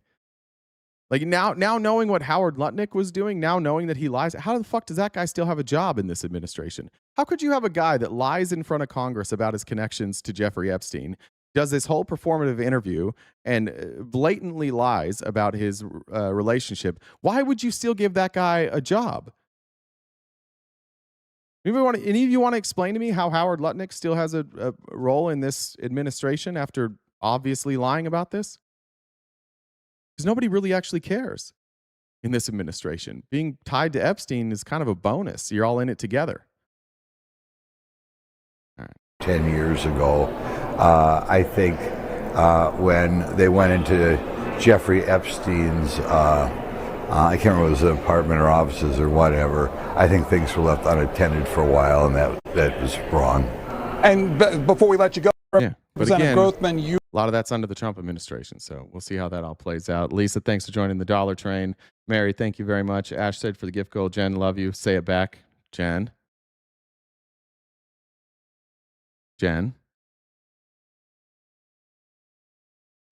No. She doesn't love you, Ash. That sucks. I thought you guys were close. Ack said, thanks, mods, Jen, RTP, and RTP family. You're the best. Dastardly Dragon, thanks for joining the Dollar Train. Diet Pepsi as well. And 2 months for you. Okay. Thank you. Being here for 2 months. I think I got those. All right. Moving on. This is for Drew. I didn't know that I put this on there for you, Drew, but hopefully I've just misunderstood what you were saying, and you were saying what Plattner is saying here. I like Graham Plattner for a lot of reasons. Not a perfect person. Certainly has like a white nationalist history. But the reason I like Graham Plattner is because when Graham Plattner gets called out, Plattner sits in front of a microphone and he admits it. And you can forgive him and vote for him, or you cannot. but he doesn't run. And I can appreciate somebody who doesn't run. As somebody who's held like pretty racist beliefs in the past, some pretty misogynistic beliefs in the past, some pretty gross patriarchal beliefs in the past. I appreciate those who have forgiven me. So I'm going to always grant that. But again, you don't have to. But I appreciate that about Plattner. And he's saying, I think, kind of what Drew's saying here. I think, it's important to note that, like, this is just, I think a lot of us have understood for a long time that there is a class of people that exist above accountability, that exists kind of above even like the concept of the nation state, that there are people out there who have so much wealth and so much power that they live in a totally different world than we do. And what the Epstein files are showing us is just how true that actually is, and also just how depraved that level of power and wealth can make people. And it's amazing that it is really kind of bringing in a lot of folks who in other issues don't agree with each other politically, but we are all beginning to realize, right, left, Republican, Democrat, down here in the real world, we actually are just there to be exploited by a small group of people who in some ways are just kind of running the world for their own benefit. And the Epstein files show that in glaring fashion. And I think it's just the realization that we're all starting to wake up to this fact. And it is the only way that we're going to move forward is by, frankly, building the political power to hold all these people accountable and make sure that that kind of wealth just doesn't get to be accrued anymore. Thanks, Kristen. That was just for you, Drew. I was probably going to skip over that, but that's for you. There's my olive branch to you. I'm going to skip this. I'm going to skip over, but there is an article here. Who's doing the outlet? Casey's doing it today. There's an article here out of Wyoming. Maybe we'll cover it tomorrow. There was like a actual video and pictures of a lobbyist on the floor of Congress handing out checks to Republicans, which was pretty fucking wild. Just like not that that's even technically illegal, but the fact that that can happen is kind of gross. I want to get to Pete Hegseth and the military and the deep state that we are forming now. This should be alarming to all Americans, no matter where you are, because at some point you're going to have a military who you don't respect the leader. And I obviously don't respect Pete Hegseth, and I don't think Pete Hegseth respects Pete Hegseth. And I'm alarmed by people who do respect Pete Hegseth. But we have a situation of brewing right now where for the first time really since the post 9/11, we have a significant portion of Americans who are so fearful that they are willing to hand over all of their rights to the government. And this is terrifying. I talked a little bit about it yesterday. I showed you the video of, what's his name? Dario Amodei, who's the CEO of Anthropic. And Anthropic's kind of in this little battle right now with the Pentagon. Now, Anthropic, which is Claude, is their AI tool, is, according to the U.S. government, is the best AI tool. Grok has tried, like ChatGPT. All these other AI tools have tried, but the U.S. government says that this is kind of the best one. In fact, they credit Claude for being able to track down and run the operation to get Maduro. And the CEO, Amodei, has said, like, I've got a problem here. Like, I don't mind working with the government, but there's a couple things that I have problems with because of the ability of people to use AI to do illegal things. One, I don't want our software used to spy on American citizens. And two, I don't think that we have safeguards in place that where the AI will obey the Constitution. I think that you could convince the AI using drone warfare to do things that are in violation of the Constitution or international law. And because those are sticking points for me, because I have some values, I'm not willing to budge on that. And so what does the Trump administration do under Pete Hegseth? They threaten them. And here's where we're at. CBS News, the relationship between the Trump administration and artificial intelligence company Anthropic appears to be on thin ice. Anthropic was awarded a $200 million defense contract. I've never used Claude Opus, but I've heard it's impressive. Last summer, in a meeting with the Pentagon on Tuesday, Defense Secretary Pete Hegseth gave CEO Dario Amodei until the end of the week to sign a document ensuring the military would have full access to the company's AI model. Officials are considering invoking the Defense Production Act to force Anthropic to do what the military wants. That's not good, right? Anthropic says Anthropic is more concerned about the rights of Americans than our government. Our government's like, fine, we'll use the military, what was it called, the Production Act, which was used like in World War II, that basically says that if we are at war, we can kind of seize the means of production and we can force you to do what we want you to do, which is silly. We're obviously not in a war right now. We're going to make them do it before we enter war, I guess. Kelsey says, organized religion created a lot of racist misogynists. We forgive you because you now use your voice and privilege to fight for those without either. Thank you. I appreciate that.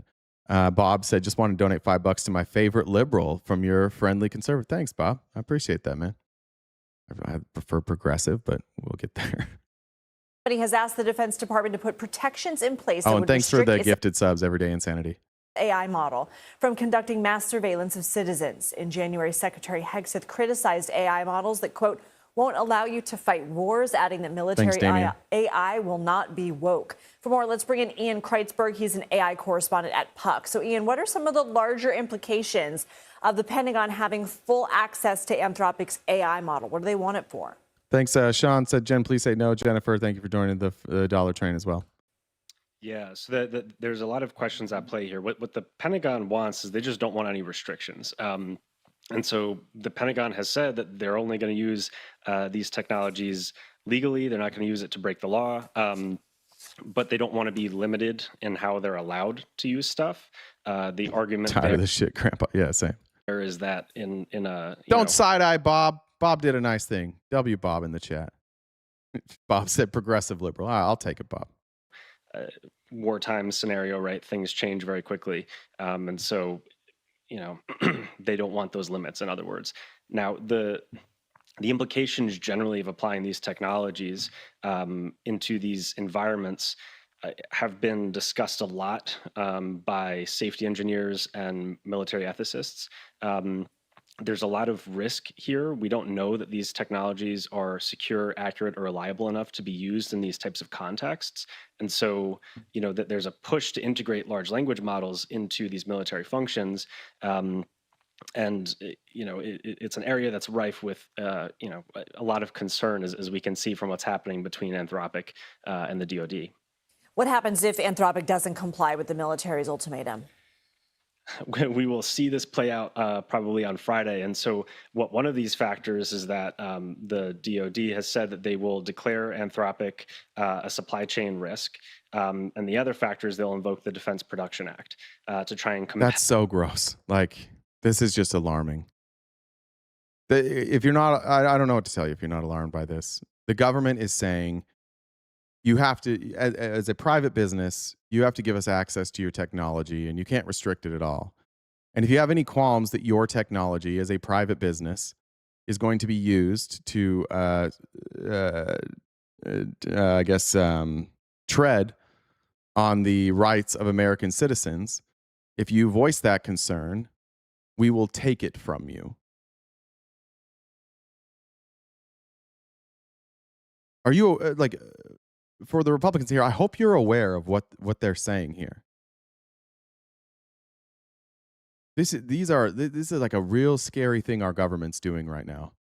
And perhaps the most powerful tool they could have. They've never had access to a tool like this. These are power-hungry ideologues who are saying, it's time. It's time to end freedom. It's time to become a full-on authoritarian police state. We are going to watch your every single move. And we're going to use the most advanced AI to be able to do that more smoothly and quickly. Right? We already know that they're able to read, they can read your text messages. They can access the camera on your phone. They can access the camera on your computer. They can access your computer. They can access all your files. We know that, but there's hoops that they have to jump through. At the very least, they shouldn't have access to that, and we've just kind of let them get away with it. But at least it was kind of difficult. They had to do real work. But with the acceleration of AI, we're talking about in real time, they're just going to be able to access everything. in much more quickly, and they're going to be able to gather data, and they're going to be able to gather patterns together. Keep in mind, and I say this with all honesty, I'm scared. Anybody who speaks out against this administration should be nervous. And if you don't speak out against this administration, and you think that's fine, what happens if they do something you don't like and you speak out, and you've already laid the groundwork that you do as you're told, or we silence you? It's not like they're unwilling to arrest journalists. It's not like they're unwilling. Like, they could shut my whole shit down. Look how easy it was for a Russian hacker to shut down my YouTube channel for 6 days. Imagine if that was the United States government and they just reached out to YouTube and they're like, hey, shut this channel down. They're a national security risk. YouTube will just do it. Let's not do this either. I don't want to get upset, but like, when you say it's been happening a lot longer than just this administration, no, the fuck it hasn't. This is the first time. I just explained to you that they already have access through this, like from the Patriot Act. They have access to information. This is another step. I don't know why people are so desperate to discount the current reality. I don't know if that's cognitive dissonance. I don't know if it's like shame or guilt that you're feeling right now.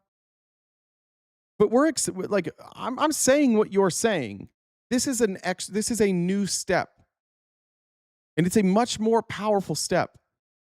And they are threatening companies who don't wish, like, companies are like, hey, I don't want our stuff used to trample on the rights of citizens. And they're saying, well, we'll take it then. This is new. You've got to start, for those of you who maybe feel like you're more loyal to Donald Trump or whatever, or maybe you've been talking, maybe you're just one of those people who's been warning people forever that this has been going on. I get that part, right? I get that. Like, I'm probably late to some of these conspiracies. I just, certainly when I was a Republican, and then for years after, I was slow to admit that the government was overstepping its bounds. I certainly, as a Republican, didn't give a fuck about the Patriot Act. I get that. And so I think there's some of you who may not necessarily be on the right, but you've been shouting from the rafters for 20 years that this is what they're going to do. That's all fine and dandy. And I understand that, like, how that feels. I feel that way all the time, right? Like, I'm trying to remember what the story that just came out was. Lutnick, for example. I covered Howard Lutnick's connections months before it became a mainstream idea. And there's a lot of stuff right now that's mainstream that I covered 4, 5, 6 months ago, specifically about like the American oligarchy. I think we covered that in like March. And so like just now people are waking up to the American oligarchy. But there's that part inside of me that's like, you should have listened to me before. Well, nobody knew who the fuck I was. And even today, like, it's not like we're massive. It's not like I'm reaching millions and millions of people. And so you kind of have to swallow your pride a little bit. And it can be validating, but like, we have to address what's happening right now. Now's not the time for like, I told you so's. Now's not the time to revisit the past. Now is the time to say, holy fucking shit, they already have a ton of access. And this is basically going to give them unlimited access. And we have one CEO who is standing in front of the government, willing to take the bullets for us and put their foot down, and the government's saying, I fucking dare you. We'll take your whole company. So going back now and be like, well, the government always oversteps their bounds. Right, but like, this is different. This is the most powerful tool they've ever had. This seems like something that we shouldn't really have disagreement on.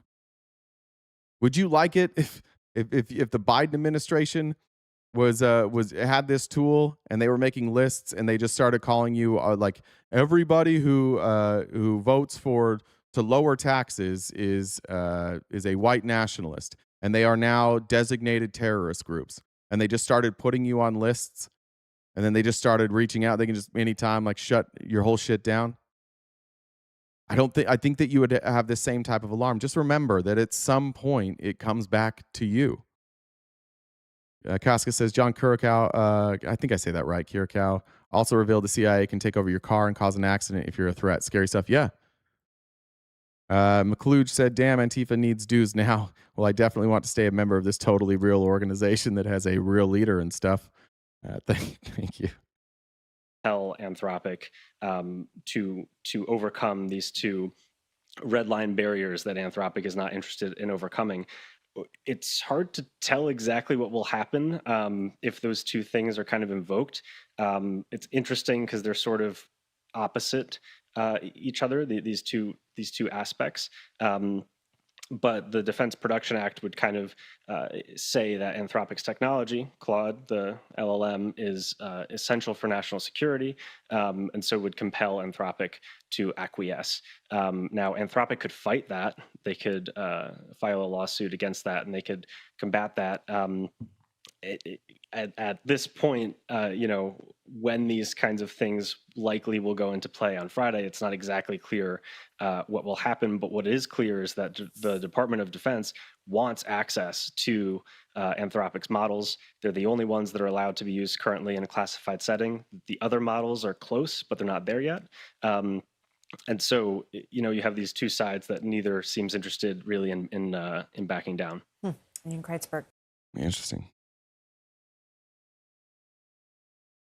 Yeah, he is. Drew, you just have to look, dude, you know who you are. You know your history. You have to understand that when you come in here and start saying what you're saying, that people are not going to give you the benefit of the doubt.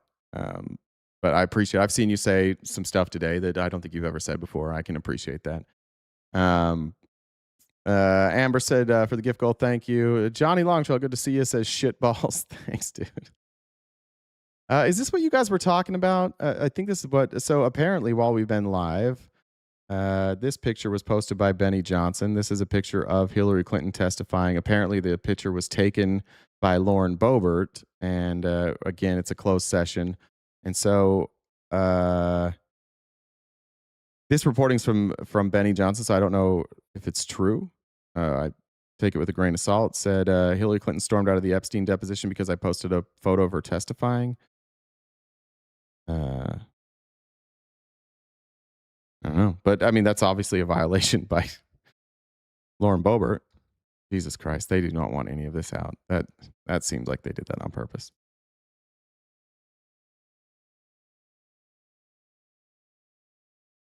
I'm looking for any breaking news on that.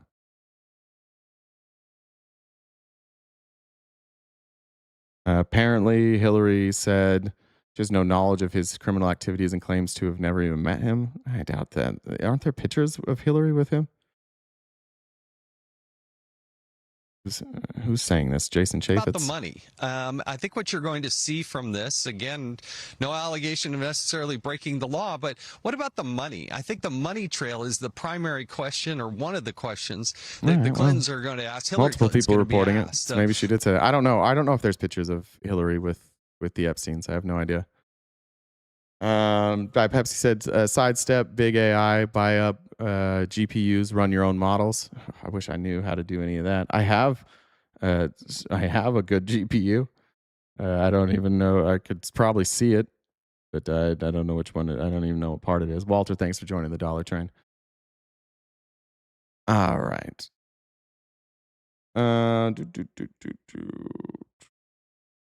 That. I'm going to skip some of this stuff. Let's get to some bigger stuff.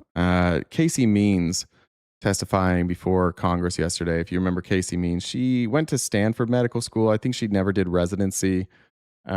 She has become very wealthy by being anti-vax, and she's here for her confirmation hearing. And she was asked some good questions, and like all Trump appointees, just refuses to answer those questions. Here is Senator Markey asking her specifically about the recent executive order on glyphosate from the Trump administration, something that she's been openly and publicly against. She's advocated against glyphosate, which is kind of a problem for RFK and for her now working for this administration. The administration filed a brief with the Supreme Court arguing that Monsanto, one of the main producers of glyphosate, should be shielded Before I start, let me respond to that, David. David, let me see if we can find some common ground here. The Hillary Clinton deposition will be public. It will be made public. We will get the. We will probably get the video, but we'll for sure get the transcript. Hear me out. I didn't want it to be public because when it's public, everybody's performative. Behind closed doors, and you can see this with, like, if you saw the public hearing with Jack Smith and you saw the private one, go watch them both. In the private one, it wasn't performative. It was easy to follow. You had lawyers asking real questions. I would prefer that these depositions take place behind closed doors with lawyers and be made public later. So hear me out on that. It's not about not having transparency. However, another olive branch, maybe we can agree on this. Hillary wanted it to be public. Bill Clinton wanted it to be public. The Republicans said no, and they put it behind closed doors. This was a decision by the Republicans. So if you do have beef with that, have it with them. But this was one of those weird times when I actually kind of agreed with Republicans. I don't know if we agree for the same reason, but I've just seen enough of these hearings that when they're behind closed doors and made public later, it's a much better hearing. We get better answers to questions. We have like actual lawyers and not just politicians who may not know what they're doing. All right, back to Senator Markey and the glyphosate. The administration filed a brief with the Supreme Court arguing that Monsanto, one of the main producers of glyphosate, should be shielded from lawsuits from Americans who develop cancers from being exposed to glyphosate containing Roundup, which is a weed killer. Instead of fighting for families with cancer, the Trump administration is fighting against them. So again, back to you. Thanks, Jared. Yes or no? Do you think President Trump's executive order promoting the production of glyphosate, which you yourself have said likely causes cancer, will put American families' health at risk? Senator Markey, you and I both know that these issues around agriculture and health are extremely complex and are affecting farmers, consumers, food producers. Just answer the question. Could they just answer the question? Cindy, thanks to the Antifa dudes. Amy said Hillary didn't walk out because of the photo she is against, saying, I think again, saying make this public, let everyone see. Okay. Food accessibility. My understanding of the executive order is that the thrust of this has to do with national security and decreased resilience and reliance on foreign countries for tools that farmers are currently using right now. But these are things. These are cancer. I thought it was Alan Arkin. Inducing that makes sense. According to your own statements. We must, as a country, move away from using toxic inputs in our food supply, and we must study these chemicals more to understand their effects. I am very gravely concerned about the health impacts of these chemicals. I understand that. Doctor, I'm just trying to help you to agree with yourself. You've already said it in the past, but Trump is contradicting you. Our food system is dependent currently on these chemicals. There is a good faith movement towards moving our food system towards regenerative agriculture and precision application of pesticides. I believe in good faith that is happening within this administration. I do also believe that we must do that. It's not good faith. He's immunizing. He's arguing that there should be an immunization of Monsanto against any lawsuits. That's not good faith. That's just siding with the chemical manufacturing company that is in fact causing the cancer. This is why American politics are so broken, though, because you have a person putting in that's going to work. I think she's I don't remember, it's CDC or NIH. I can't remember, but she's vehemently against this. And she's saying correctly, like, I support like a phase out system. Like, some people rely on this, so we don't want to decimate businesses, but it's obviously dangerous. And I would like a more holistic approach to this. And we'd like to phase this out to limit the effects it's going to have on people. And the Trump administration, who she's working for, is saying, not only are we not going to phase it out, we are going to cut regulation, and we are going to immunize them, meaning like we're going to protect them from litigation by claiming that this is a national security issue, which is what the Trump administration has resorted to for basically everything now. Anything they want to do that's illegal, they just claim it's in national security interests. And this is why, like, American politics are so fucked. because this is somebody who went to medical school. This is somebody who she has some bad ideas, and we'll get to those here in a minute.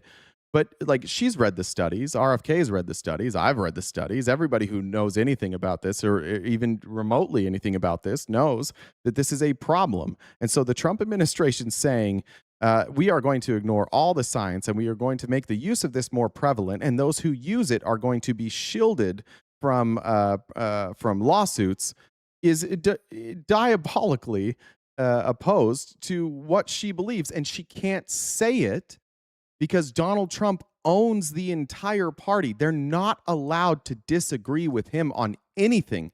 And so she has to do this fucking dance, and she knows she's powerless, and she has to join this administration who is doing the exact opposite of what they campaigned on. So don't you think it does put families at risk if these chemicals are in the Surgeon General, that's right. That's what she's a confirmation for. Thank you. That's been your position historically. I think there's grave issues with these chemicals. I think that we are in a very complicated moment for agriculture and food. We cannot overturn the entire agriculture system overnight. That would hurt farmers. It would hurt food prices.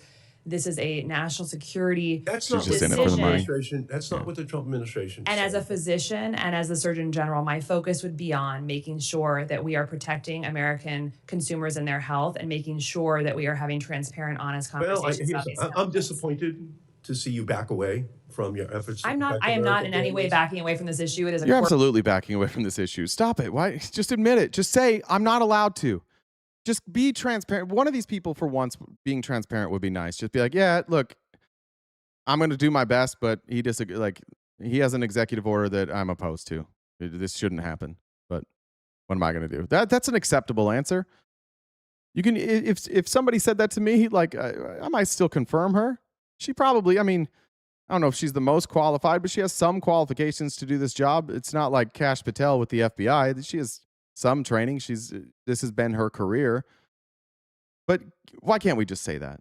Passion of my life. Okay, Secretary Kennedy has already backed away from his prior statements that glyphosate is a carcinogen. And let's not make a partisan band together. Yeah, that's the thing. Like, it's hard though, Drew. Like, it's really hard to not make it partisan right now, because this isn't partisanship like we've had before. It is fealty to one man. And that one man seems hellbent on destroying democracy. And everybody that's in that party is afraid of him, outside of a handful. And I do think, Drew, you're here most days. I think I'm pretty good. I think I upset people. I show a lot. When Republicans say stuff I like, I show it. I've showed Nancy Mace. I've showed Lauren Boebert. I've showed Anna Paulina Luna. I've showed Rand Paul, Thomas Massey. Like, I'm cool with that. But like, it's not even partisanship at this point. It's that they're all beholden to one man, and this man is, holy fuck, bought and paid for. He will take the worst positions possible as long as you cut him a check. So it's hard not to be partisan or be viewed as partisan when the one guy's making all the decisions, and you watch people just abandon their views to align with him. That is national security. It's killing us. Yeah, good point, Joe Dirt. Good point. All right. Now here's Senator Kaine, because she also takes some very strange opinions on the flu vaccine, just like RFK. And one thing I do appreciate is how exposed this anti-vax movement has become, especially when they get in front of Congress and they're forced to back up their opinions and they can't do it. Yeah, I'm gonna set the quote aside. I'll introduce for the record. You're crazy. That man is the president of the United States. Yeah, he is the president of the United States, and he doesn't give a fuck about you or me or this country or democracy. It is Donald Trump first, and all he has to do is say America first, and you guys go, oh, that's me. Oh, that's me. He's not helping you. An article, CBS News, RFK Jr. says it may be better if fewer children receive the flu vaccine, dated January 7, 2026. Without objection. Let me set aside. Christy, she's not a licensed MD. She's a nut job. Yeah, look, I have problems with, but she does have, like, she went to med school. She did graduate. She didn't do her residency. So she's not an idiot, right? She's not untrained. She's unqualified probably for this position, but she's not dumb. She has dumb views. And I think that her dumb views have a lot to do with her making money, like this. Like, she has been so adamant against the flu vaccine but now when she's not making any money here, and she can't just use her expertise and her education to convince the people that are watching her show, who subscribe and who buy all the products that she hawks, Now she's in front of Congress, and it's a different story all of a sudden. Dated January 7, 2026. Without objection. Let me set aside the quote and set aside Secretary Kennedy and set aside the article. Do you believe that there is evidence that the flu vaccine prevents serious disease and prevents hospitalization or deaths in children? I believe that all patients should talk to their doctors. And so do I. That's such. There's no. Yeah, that's pathetic. Just answer about the study, please. This is what happens when you hire exclusively grifters. She knows this will cost her money if she's honest right now. And that's not what I'm asking you. Your qualifications have been much discussed. There is a mountain of evidence about this. Do you believe that there's no evidence that the flu vaccine has efficacy in reducing serious injury or hospitalization? This is an easy one, doctor. This is an easy one. I support the CDC's guidance on the flu vaccine, and I will always be working with the CDC, ACIP, and the agency. So you believe it is an efficacious vaccine to reduce hospitalization? And is or is not? You believe it is? As I said, I support the CDC's guidance on the flu vaccine. Let me just... David said it's the same dance the Dems were doing about what is a woman. Because that's... I'll engage. That's a totally different question, David. It's open to interpretation. The word, like woman, it's a word that we invent. It's a social construct. We could have had 2 genders. We could have had 4 genders. We chose, like, originally that gender was based on, like, do you have a penis or do you have a vagina? And when people dance around that question on what is a woman, it's because, like, we're talking about real people's lives and we're talking about real people's experiences and how refusing to address them by the identity that they associate with, like that can cause real world harm. Now, it doesn't hurt anybody to say that a trans woman is a woman. It doesn't hurt anybody. But this is science and data.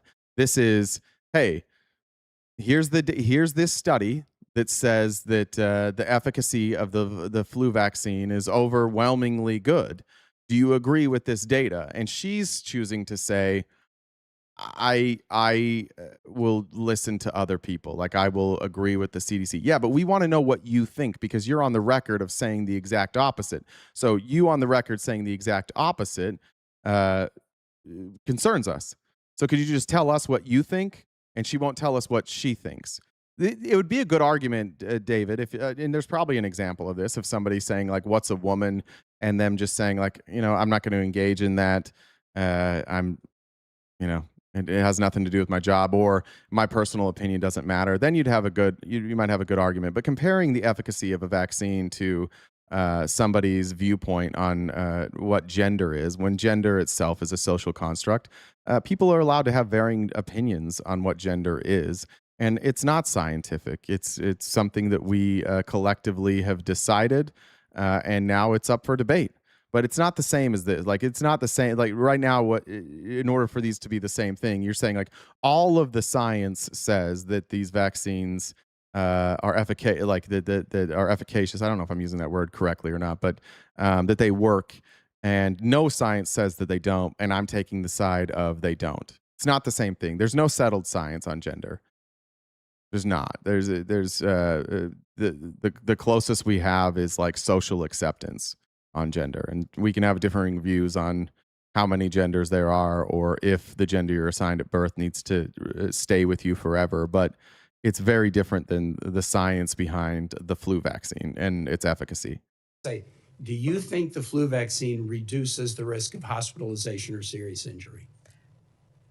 I've said it. If I just lost all credibility in your opinion because I have a nuanced view on gender, it's something that is that you can't really prove, then it tells me more. It tells us all more about you, right? Like, I just gave the argument that I understand that people have a different opinion than me, and it's kind of impossible for me to prove that your opinion's wrong because it's a social construct. If you don't understand what social constructs are, and you think I should lose credibility when I'm citing scientific data, and I choose to believe scientific data, but I don't. But I'm looking at a social construct and saying it's it's up for debate. I mean, even people that believe that there are more than two genders, there's a debate how many genders there are. Right? Some people think that there's unlimited genders. Some people think there's 13 genders. Some people think that there's 3.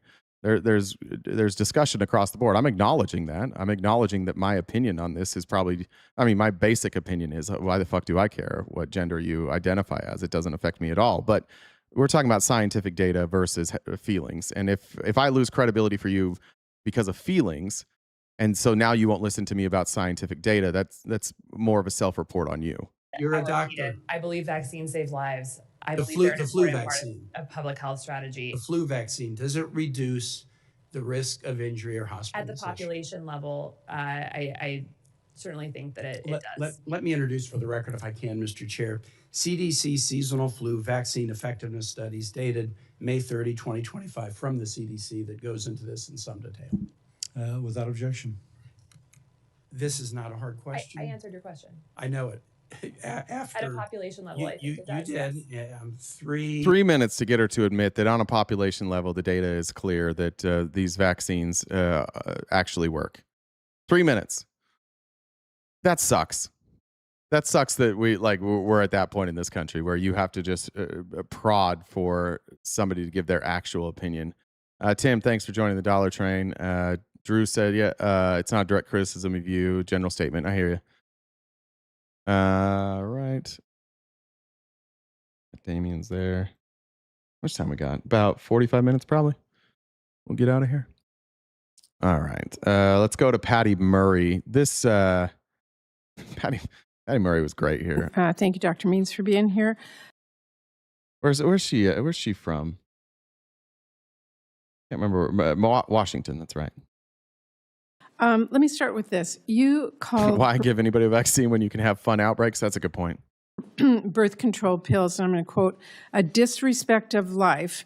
And you said Americans, quote, use birth control pills like candy. Now, those are fair quotes because this is somebody who has to rely on scientific data. And what she just did there is interject her opinion.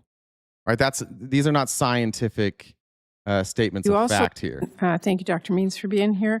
Let me start with this. You called birth control pills, and I'm going to quote, a disrespect of life. And you said Americans, quote, use birth control pills like candy. You also claimed, contrary to established science, that hormonal birth control has, quote, horrifying health risks for women. Now, here are the facts. There are 18 FDA-approved contraceptive methods, both hormonal and non-hormonal, and there is, like, for me personally, there is no bigger turn off's the wrong word here, but I'm going to use it anyways. But like, there's nothing that makes me respect a woman less than somebody who advocates against women and says like them taking their own maternal health into their own hands is evil. That is one of the most bizarrely like captured by the patriarchy statements that you could possibly make. We're used to it with men, but it's like it's particularly off-putting when somebody like lives in the same structure that we live in a patriarchal structure, and is like, just comply. Let everybody else make your decisions for you. You shouldn't have your own decisions. And we're talking about like birth control, not even abortion, where there's like some people think they have a better moral argument. Like, this is so off-putting. decades of evidence showing that every one of these birth control methods is safe and effective. So I wanted to ask you. You should be off-putting. Let me understand. Should women trust the FDA, which approved all 18 methods of birth control after a very rigorous look at the evidence? Or should they trust your statement that there are horrifying health risks to birth control, which contradicts that evidence? Thank you, Senator Murray, for your question. I'm curious if you're aware of what the congrats, Drew. Side effects of hormonal contraception are. I'm curious if you are with the FDA that went through all of these and rigorously looked at them, or as Surgeon General, if you're going to tell the truth to the American people? I absolutely believe these medications should be accessible to all women. And also, all medications have risks and benefits. And in our current medical climate, with the burden on doctors, we do not have... eating red meat also causes blood clots. Yeah, being sedentary. Yeah, it's a lot of things. Doctors do not have enough time for thorough informed consent conversations. Some of the Why does she answer with a question? Because she doesn't have a good argument for what she said. Because those were her personal beliefs, and they have nothing to do with the science. Which is why, again, and I'm glad she answered it this way. But like when it came time, she grifts her audience. She has her radio show. She sells shit all the time. And she'll talk about birth control, and she'll talk about the side effects of birth control all the time, and not really clarify that she's only talking about those side effects because she has a personal belief that you shouldn't have birth control. And so now when she's in front of Congress again and she has to deal with the science behind it, she has to say like, oh, I think everybody should have access to this. But that's not actually her opinion, which is kind of weird. Like, remember that white nationalist Jeremy Carl last week? Weirdly, he was the only person I've seen from the Trump administration that didn't back down from his actual opinion. He's like, no, I am a white nationalist. Yeah. I definitely think that there's a great replacement theory and white culture is better. Defined side effects of birth control that I have mentioned include blood clots and stroke risk in women who have clotting disorders, who are smokers, who have obesity. No, it's not general. I'm very careful with my words, and when I say those comments, which are taken out of context, I'm speaking about particular women that can be hurt if there is not informed consent about their medical history, their lifestyle exposures, and their family history. I want those women, and I know you do too, to be able to have a thorough conversation with their doctor and know whether they are at higher risk for side effects when prescribed the medication. Saying that is one thing, but saying... Yeah, except for what she said was that birth control pills are a disrespect of life. So what she just said there is just not, that doesn't really jive with her statements. If she's saying like you need to have informed consent, I agree. Doctors should be aware of that. Doctors should be aware of health conditions, and if you're a smoker, or if you struggle with obesity, or if you have certain conditions, and that this medication might make you more prone to blood clots, yeah, you should have that information. But she said it's a disrespect for life. And that the reason we do this is because we have a culture of blame and shame fertility. What she's saying here is like her comments are not out of context. On, different shows that birth control pills are a disrespect of life is very different. I am passionate about women's health, and I think it is disrespectful people use to women. Birth controls like candy is very different than what you just said. We prescribe a huge amount of hormonal contraceptive, and I do not believe most of those conversations have informed consent. Whatever it is, it's my fault. That's fair. Because of the pressures that doctors are under because of our broken healthcare system. I want what's best for women, as do you. And I want every woman who could be at risk for a side effect. 2 minutes left, and I have other questions. Let me move on. Thank you. If a woman died from a stroke or a blood clot because they did not have a thorough conversation. Thank you for your answer. You made that clear. Let me go to another question.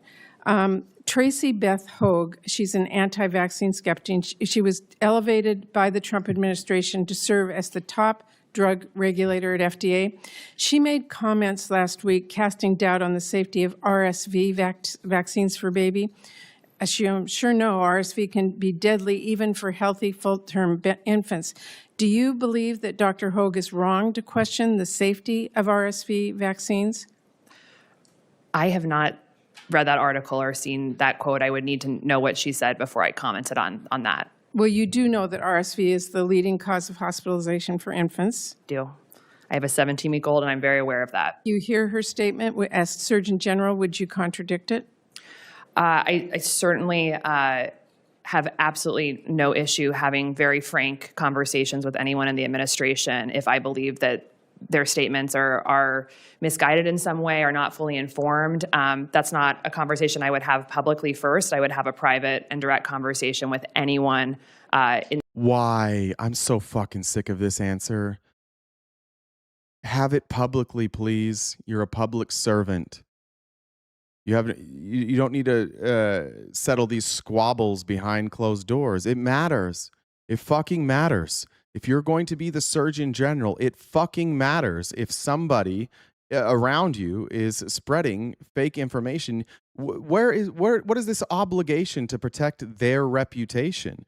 Don't go behind. Answer the fucking question. If you're going to be a public servant, do your service publicly. Why is it an acceptable answer for us to be like, I'm not going to discuss this publicly? Well, then fucking pick a different job. It's a public servant, not behind closed doors servant. This is a good answer in like if you're working at a business and somebody says something, you're like, I want to get clear with them and I'll work it out behind closed doors. Like you have no obligation to the public, but she has an obligation to us, the public. She has no obligation to anybody else who's spreading misinformation. Do it publicly, please. The administration, if I felt that patients were at risk because of. All right, and I also want to ask you about maternal health. Mental health conditions are the leading cause of maternal death in the U.S., including suicide and overdose deaths. In her comments last week, Dr. Hogue, same woman, also expressed concern about the safety of the antidepressants during pregnancy. Specifically, she called out SSRIs, the most commonly prescribed type. Do you believe that SSRIs are dangerous for pregnant women? I don't want to be a broken record here, but I do believe that every medication has risks and benefits. And yes, everything that you do has risk and benefits. I get a lot of health benefits if I go walk 3 miles every day. I also take a risk that I might get hit by a car, or that a bird will shit on my head, or that I will step in a hole and I will roll my ankle, or that I will have a heart attack. Literally everything you do has risks or benefits. That's silly. These are non-answers. God, I fucking hate the government. We don't hate this shit enough. I know that's overused, but holy fucking Christ. It's like that pulling teeth to get any information from any of them. Lee said factual education for all. Thanks, Pink, for joining the Dollar Train. you need to have a nuanced conversation with your doctor before starting a medication. That is, I think, the most responsible position for any doctor to share. Well, strong evidence has shown that. But you're a doctor, and they asked your opinion. Could you just share your opinion, please? SSRIs are safe in pregnancy. Most do not increase the risk of birth defects. Certainly. But untreated depression in pregnancy puts women at risk. And I agree with you, but I still think a patient, I don't think it's responsible to make a blatant statement for all Americans. Okay, well, if... But that's what the person they're asking you to disagree with did. They made a blanket statement, so say, I disagree with that statement, please. And it's not a blanket statement if your answer is that the evidence shows that they are overwhelmingly effective and that there are side effects and that you should consult with your doctor about the potential side effects. But you can also acknowledge the studies that we're looking at, because what so often happens in the MAHA movement and in the anti-vax movement is that all these people are fed are side effects. They're only told about side effects, side effects, side effects. I remember like hearing about the side effects of caffeine my whole life because I was Mormon growing up, and it's a myth that Mormons aren't allowed to drink caffeine. However, there's a lot of Mormons who for some reason think that they're not allowed to drink caffeine, and my mother was one of those people who didn't believe we could drink caffeine. And so anytime she saw me with caffeine, once I was older and I just like didn't give a fuck, she would just bring up some story that she heard about how somebody drank a Red Bull and then they had a heart attack. And it's like, cool, but I also did, and I didn't have. I understand that there's potential side effects there, but I could die from drinking too much water. I could die from not drinking. Like, what if there was only a Red Bull for me to drink and I was dehydrated? I would drink a Red Bull, right? There's water in that Red Bull. It'll hydrate me a little bit. I fucking hate these anti-vaxxers that come here and they have these obscene positions, and then they get here and suddenly they're like, I actually have a lot of nuance. Oh, okay. That's probably how you got famous and made all this money, is your nuance. Confirmed as Surgeon General, it will be your job to give accurate and up-to-date health information to the American people. I assume you will take that responsibility seriously. I absolutely do. And I also believe that the American people are looking for a more nuanced conversation about health. And I believe that will help restore trust in public health. Thank you. Okay, but you could have given us some nuance right there. That would have been cool. Jen said this is why she is not qualified. She has not practiced medicine and likely can't answer because she does not know.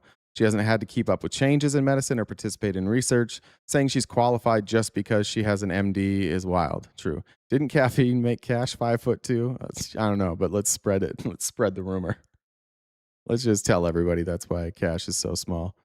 All right. What's that we got? Oh, we got plenty of time. Thank you guys so much. You guys have been amazing on the gift goal today. Appreciate you guys. We'll have that knocked out in no time. All right. Next up, we have this is the last one, Chris Murphy, and this isn't necessarily about the efficacy of any medicines or vaccines.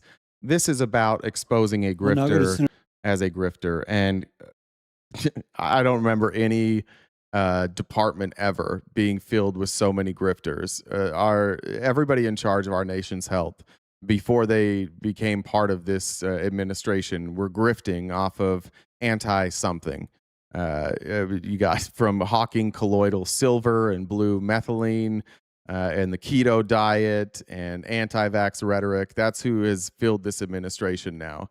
A bunch of non-experts who have gotten filthy fucking rich scaring people about medicine. Senator Murphy, and for the awareness of the members, after Senator Murphy, we'll take a 15-minute break for the benefit of Dr. Means, and more importantly, the benefit of her child, and then we'll return 15 minutes, as said. Thank you, Mr. Chairman. Good morning, Dr. Means.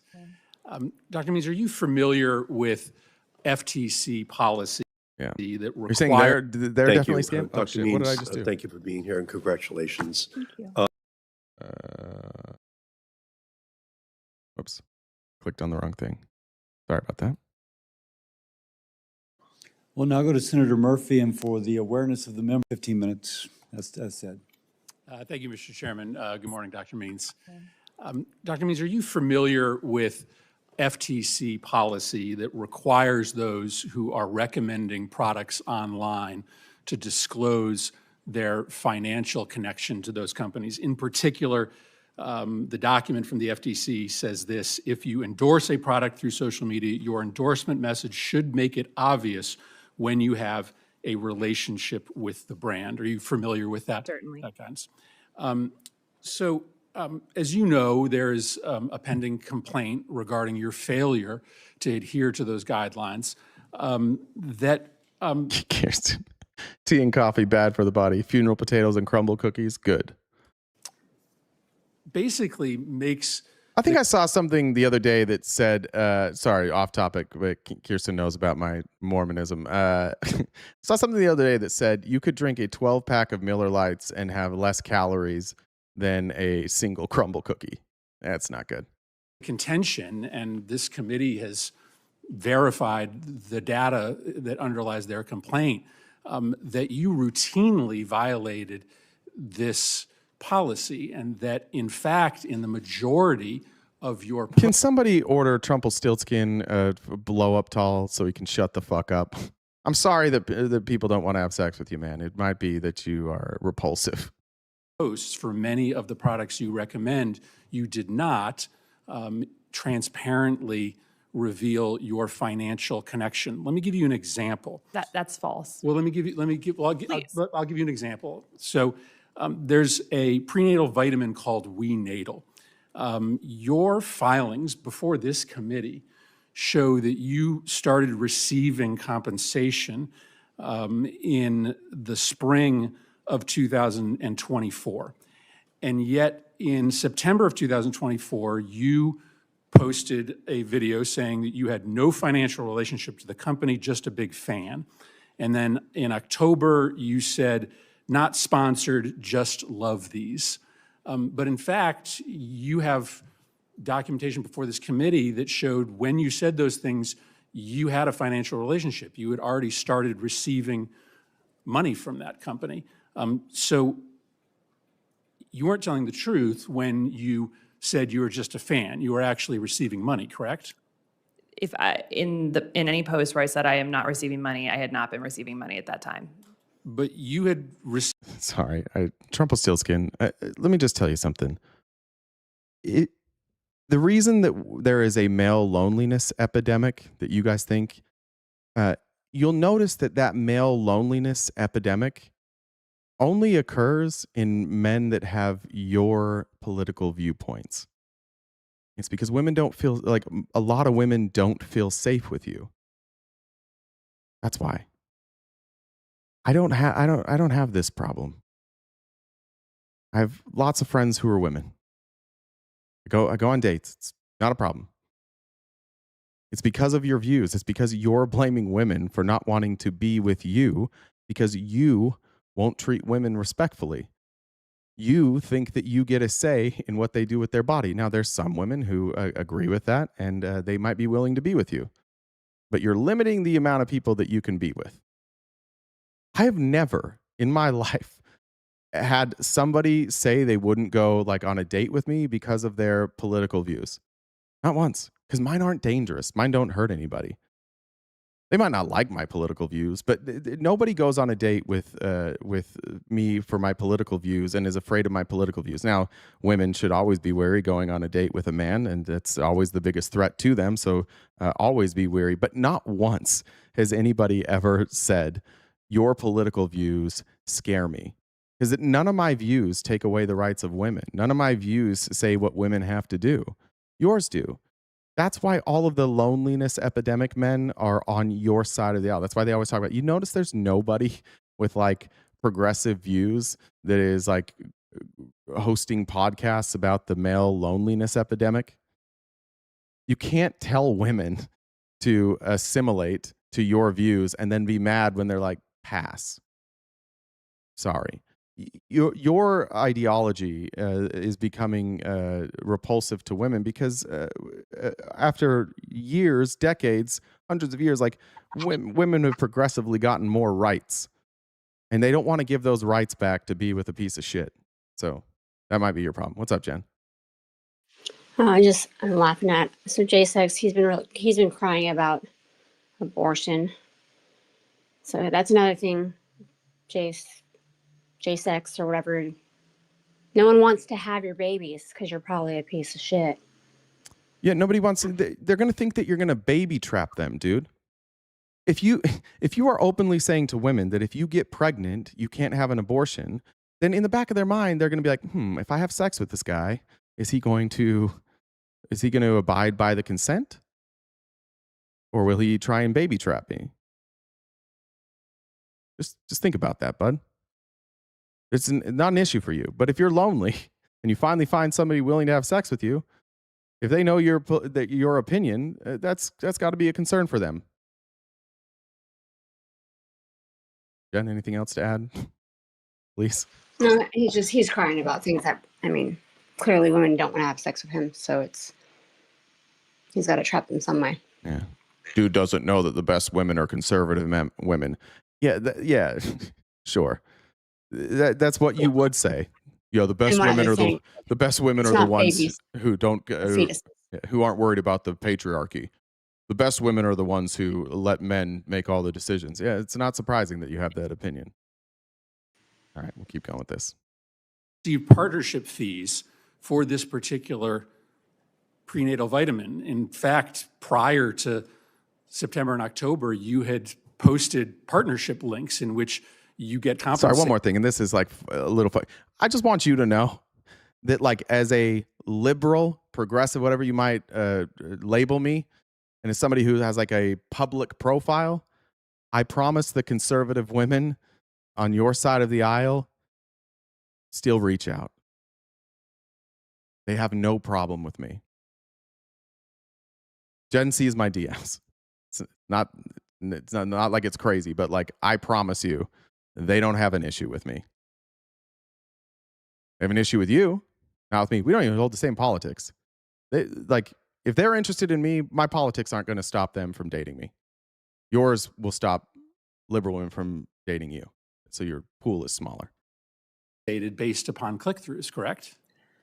I'm happy to look at whatever documentation you're talking about, but I do not. It's incorrect. All right, sorry, I've froze this a bunch of times. Back to this. We're talking about her making posts, promoting products, and not labeling that she is pitching a product, which she's required to do by the I think the FTC.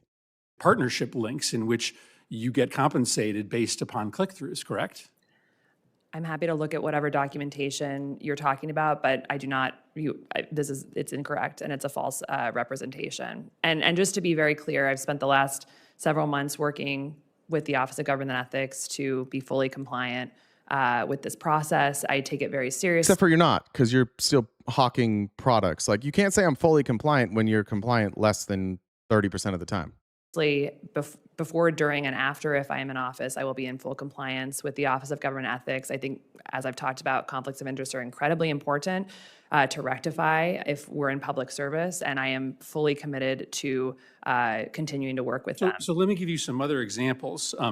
Function Health, which is your lab testing platform, data shows that you disclosed your partnership with them less than a third of the time that you recommended their services online. Genova Diagnostics, you disclosed your sponsorship in only 2 of the 9 times that you promoted Genova. Daily Harvest, you disclosed your sponsorship in only 3 of the 14 posts recommending that product. Zen Basil Seeds, you disclosed your partnership only 2 out of the 13 times that you recommended the product. This seems systemic. It seems that in the majority of instances in which you were, as a medical professional, recommending a product, you were hiding the fact that you had a financial partnership. You seem to be in regular willful violation of the FTC rules. That is concerning, as someone who agrees with Senator Cassidy that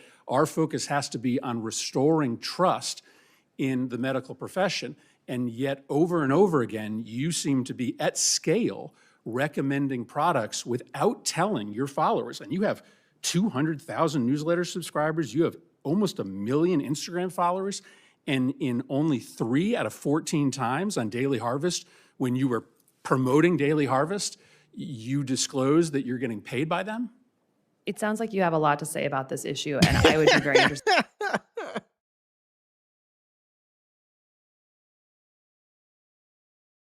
You're a stalker. Feels like you care a lot about me. Yeah, lady, this is a confirmation hearing. They're supposed to look into your record and ask you questions about that. Like, this is how this works. Thank you, Alfredo, for joining the Dollar Train. Victor said arguing was stupid is a waste of time. Keep being solid, homie. Yeah, probably, but I do it anyways.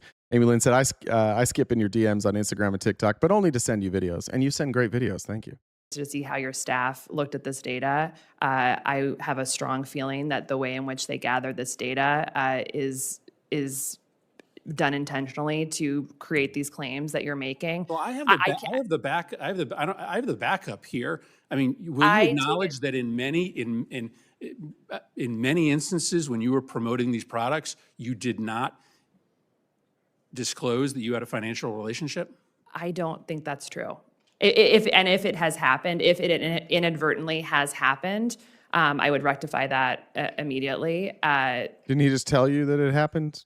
But it can't. How's it inadvertent if like less than 30% of the time you're disclosing it? That seems pretty on purpose. However, I would be interested to see how your staff gathered this I'll be data. happy to send it to you. And I will conclude by saying that I take all the committee members. I mean, it's pretty incontrovertible evidence. I take conflicts of interest incredibly seriously. I've worked diligently with the Office of Government Ethics to make sure that conflicts are addressed thoroughly. Trumpelstiltskin. Liberal men have the gentle side, but they lack the ability to step up and be the man when that is required. Bro, what the fuck do you think you're doing? Protecting your hypothetical spouse from a bear? What are you talking about, man? Are you unaware that like liberal men can fight? They can own guns? What in the world are you talking, man? You literally you're telling the entire audience here, I don't have any qualities except for physical protection. Yeah, I know liberals make women feel safe with their feelings, but what happens when a bear shows up? I don't know, man. I don't know. Somebody tried to break into my home. I held him at gunpoint. I'm a progressive. Did I fail? Did I fail there? My brother. Get it the fuck together. You could just be a little better. You could just be a better person. You're making excuses for your mediocrity, and you're pretending that like only conservative men can protect women. But like, go look at abuse for women. What states is it highest in? What about children? You guys don't protect women. You get jealous. If somebody looks at them, you might freak the fuck out and fight them, but you're not protecting them. You're protecting your own ego. That's a crazy thing that you just said. Yeah, liberal men make you feel good and listen to you and make you feel heard and seen, but can they fight? I don't know, man. If that's all you got going for you, God bless you.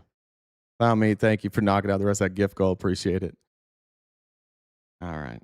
Calgon, take her away, far away. Thank you, Alicia.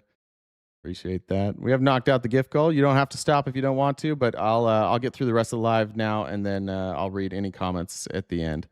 Brianna said, since MAGA balls have been recalled for defects, can I... Jesus. Since MAGA balls have been recalled for defects, can I drain yours? Thank you. Thank you for that. That's terrific. I'm going to do the ice stuff tomorrow. We got about 15 minutes. Let me just go back up here and we'll get some of this. I'm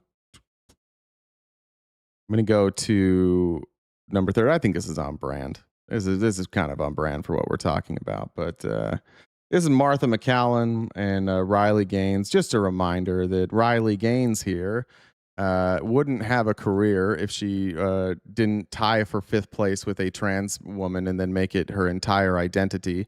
Nobody would know who she is, but since she did do that, she now has an identity.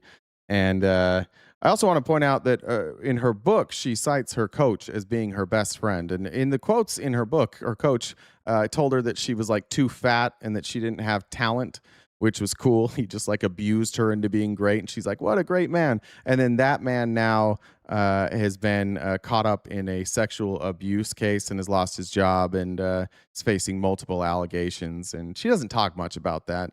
For a guy that was her best friend, she still seems to be more upset at the trans woman that she tied for 5th place with. But the man who abused her and made her feel small, hero, and he might have abused some women, but that doesn't change her opinion. Anyways, they're talking, of course, about the U.S. hockey team, and she hates women, and so they're talking about a joke that the president made about the women's hockey team, which rightfully so. The members of the women's hockey team think it was distasteful. I'd also like to point out that if Trump said this about any of the men's teams, they would absolutely lose their fucking mind and threaten to fight him because men are far more emotional. And the women just said things like, that was distasteful. I didn't like that. A little disrespectful, especially considering that the women's hockey team has been very, very successful. And the men's hockey team historically has not been that successful. So, a more dominant position in the hierarchy of their sport. And Trump, of course, he's a guy's guy. So he had to take a shot. And then you have these two lovely women going on Fox News. First of all, it doesn't need to be a segment. I don't know why it is a segment, but they've chosen to take offense to women who stood up for themselves, and they're just like, why don't you just shut up and love him? Athletes, I think it's a moment for everyone to be proud, but it just kills me that some of these people are finding ways to trash this team. There was like a joke. Trump trashed the women's team did not kill you. It kills you that some people apparently online trashed the men's team.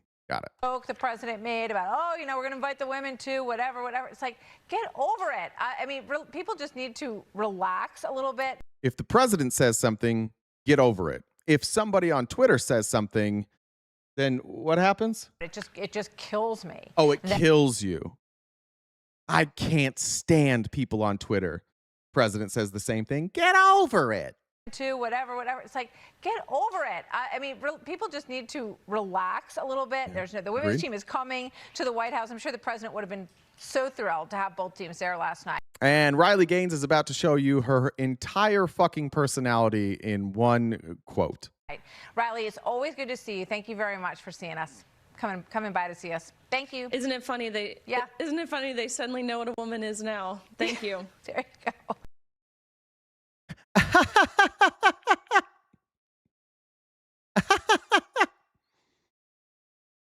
How shitty would that be, that your entire personality is just hating trans women? You guys are obsessed. You took 5th place. Congratulations. That's quite a feat. You tied. You didn't take 6th. You tied for 5th. Let it go, lady. In words of Martha McCallum, get over it. Let's get over it, should we? Yeah, the joke doesn't make sense either. Well said, Riley. He was talking about a team. Yeah, I'm surprised I even knew which team he was talking about. All right. Here's Riley Gaines again. God, she just fucking sucks. I just don't like her. If we're being honest, this is just me being petty.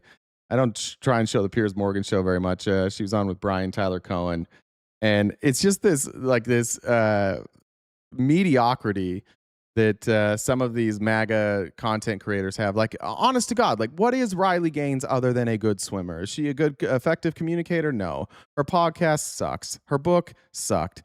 She's just a bitter person, and she does what like all MAGA do. Like in the State of the Union, when Trump did that thing where he's like, stand up if you believe that the government should protect you and not illegal immigrants. And then the Democrats didn't stand up, and he's like, see? And they're like, yeah, the Constitution requires us to give them rights. Like, why would we stand up for an unconstitutional statement? But it's really just like, it's always ideology, and it's always like fear of people who are different than you, and you think you're a hero for being afraid of immigrants or trans people. And then it's like, if you're not afraid of the same people I'm afraid of, then you're not a real American. Real Americans are afraid of what's different. And Brian Tyler Cohen did a great job here, because I think that a lot of times with people like Riley Gaines, you engage and you want to tell her that you think she's a piece of shit. But instead, is always good advice for MAGA Republicans, is just ask them some questions and watch how quickly they fall apart. It took one question for Riley Gaines to completely fall apart here. You'll enjoy this. My husband is a legal immigrant. He came to the United States. It's always liberals name calling and cursing. Shut your bitch ass up. Yeah, it is. I curse a lot, and I call names too. Yeah. From England back in 2018. He did everything the right way. I would describe my husband, I mean, I guess fully Brit, although now has his green card in the process for citizenship. I would describe him as more American than a lot of Americans who are currently citizens. He loves this country. He understands the freedoms that we have. He sees the trajectory of England, quite frankly. She's also going to expose her ideology, and the ideology of conservatism is cuckery and submission. Submit, submit, submit. Do what everybody keep doing what everybody else is doing. Like, be afraid of everything. Mock people who aren't afraid, but more than anything, be submissive, cucky bitches. He is so grateful to be here. To your point, I do think our legal immigration system certainly needs reform. I think that process needs to be sped up and made more efficient. But my husband, he respects ICE officers. I don't understand what is with this conservative movement to qualify somebody's Americanness. Who are you to say that somebody is more or less American because of their adherence to certain political issues? Isn't that inherently un-American? I guess. Oh, is she going to answer or ask a question? Answers in the chat. Amy said, so Riley is basically not supporting women's sports. So so it's just because she's bitter that she tied for 5th with a trans woman. Jealousy is sad. Is she going to answer it, or is she going to ask a question? Everybody knows the answer. That was an easy one. My question for you is then just that. What is an American to you? Why? Why can't you guys answer? Why do you, when he says, like, who are you to decide who's an American? Just because they have the same ideology. Well, I'd ask you, what is an American? Oh, do we have a problem now with conservatives? Should we make that the new thing? Like, what is an American? And we'll just beat you over the head with it for 10 years like it's a great gotcha? You. It's whatever you want to be. We have freedom to do, to believe in, to say, No, that doesn't suffice. The fuck it doesn't. That's the point. That's what America was. You get to believe what you want. You get to say what you want. That's literally America. And she's like, no, you gotta hate the same people. That's truly what America, like, that's a good answer by Brian Tyler Cohen. You could be whatever you want to be, and you're American. No. That doesn't suffice. Practice whatever religion we want to. And so, if it's whatever so you want to bizarre to be, me for would you you to say, consider "Oh, someone- my husband is more American because he salutes the flag and likes ICE officers." Who are you? Who is your husband to determine whether somebody is more or less American because of who they support? If your definition to what is an American is anything you want to be, whoever says whatever they want to be can be an American, which is the exact same answer you guys give to the question, the very dreaded, controversial question of what is a woman. It's their whole fucking activity. Why don't you just submit? You have to have my ideas or you're not American. She a one-trick pony. Just anti-trans. That's it. Just transphobia all the time. You guys have become the most anti-American people possible while saying that nobody else is American for having freedom. You're like, everybody should believe what I believe or else you're not American. No, you get to be an American. Like, Nazis are American. Commies are American. Everything in between it. Like, if you are a citizen, you are American. That's how this shit works. You're allowed to have good ideas, bad ideas. You can be any of those things and be American. She just is, unfortunately for her, she has no idea how conditioned she has been her entire life to conform.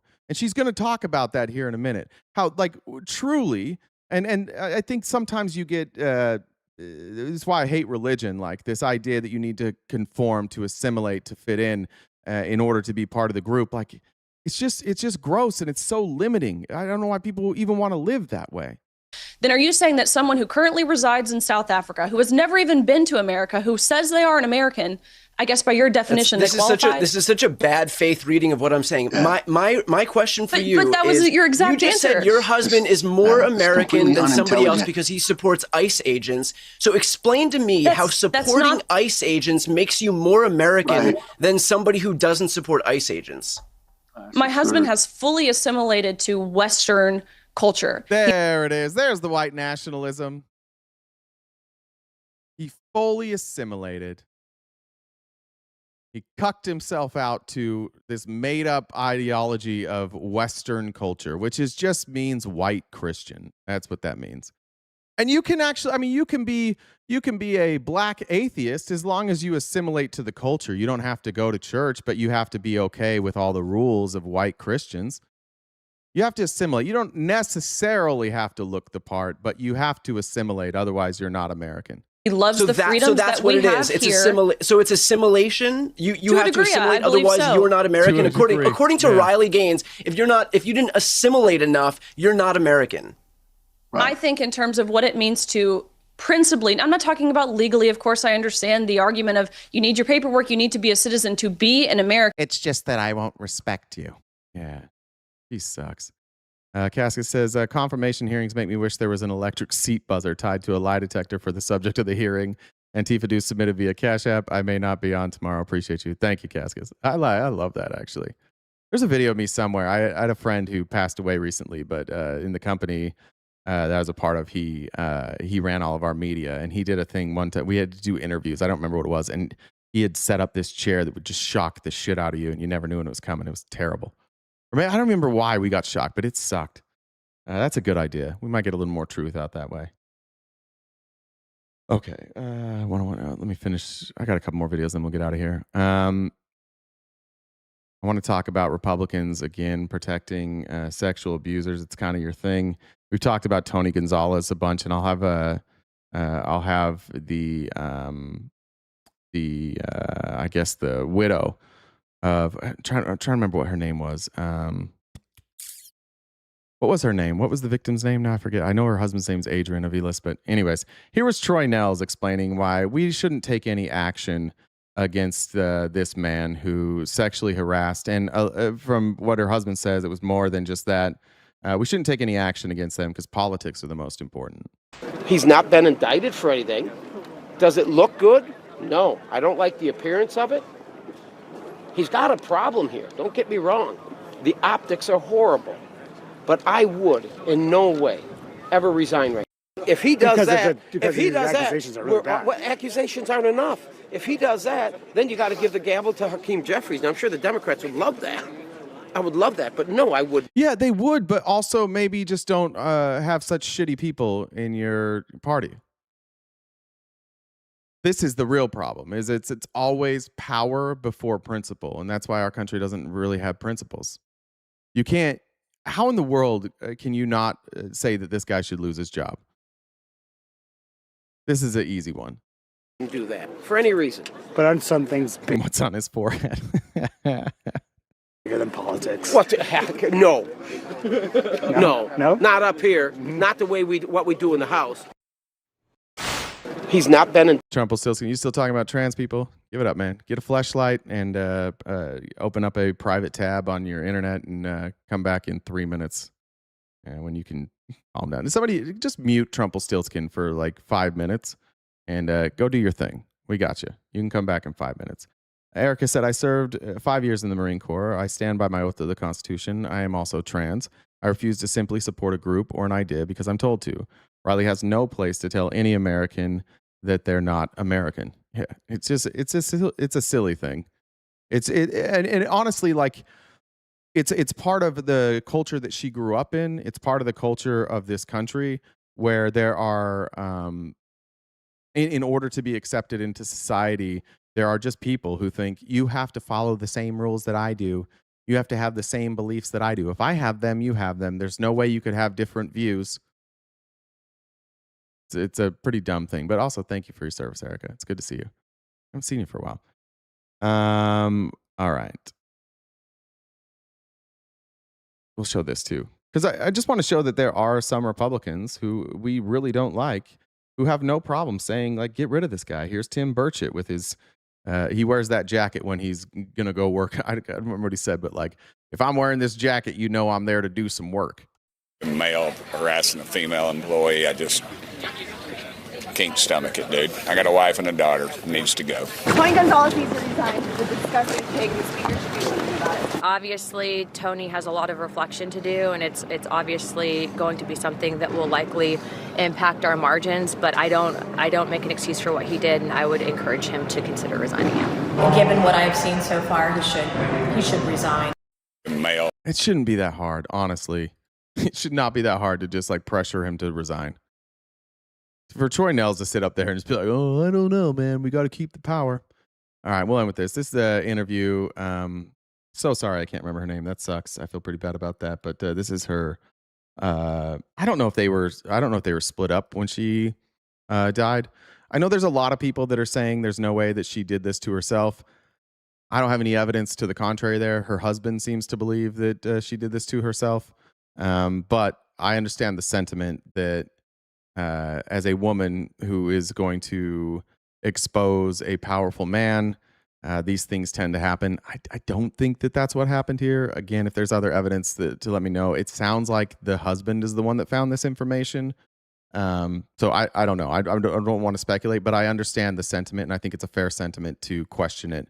However, let's also add on top of that we've seen what happens in this country. We saw it with Bill Clinton and Monica Lewinsky. I was young when that happened, but my family, because we were conservative, we were a Jay Leno family. My dad loved Leno, hated Letterman. What I do remember about the Lewinsky trial is every night hearing Jay Leno make jokes about what a whore Monica Lewinsky was. There were two people there. One of those two people had all the power. One of those two people was stepping out on their spouse. One of those two people was lying about it. One of those two people was covering it up. And yet Jay Leno wasn't making jokes about that person. Jay Leno made all the jokes about Monica Lewinsky. So I also understand that had she taken her own life, anybody in her scenario, any woman in her scenario knows what's about to happen. If you had an affair with a married man who is a member of Congress, and you come out and expose that affair, all the Republicans are going to blame you, and men everywhere in this country are going to blame you. You will not be viewed as a victim. You will be treated as a whore. most of the culture is going to treat you, oh, she knew what she was doing. Yeah, but even so, there's power dynamics there.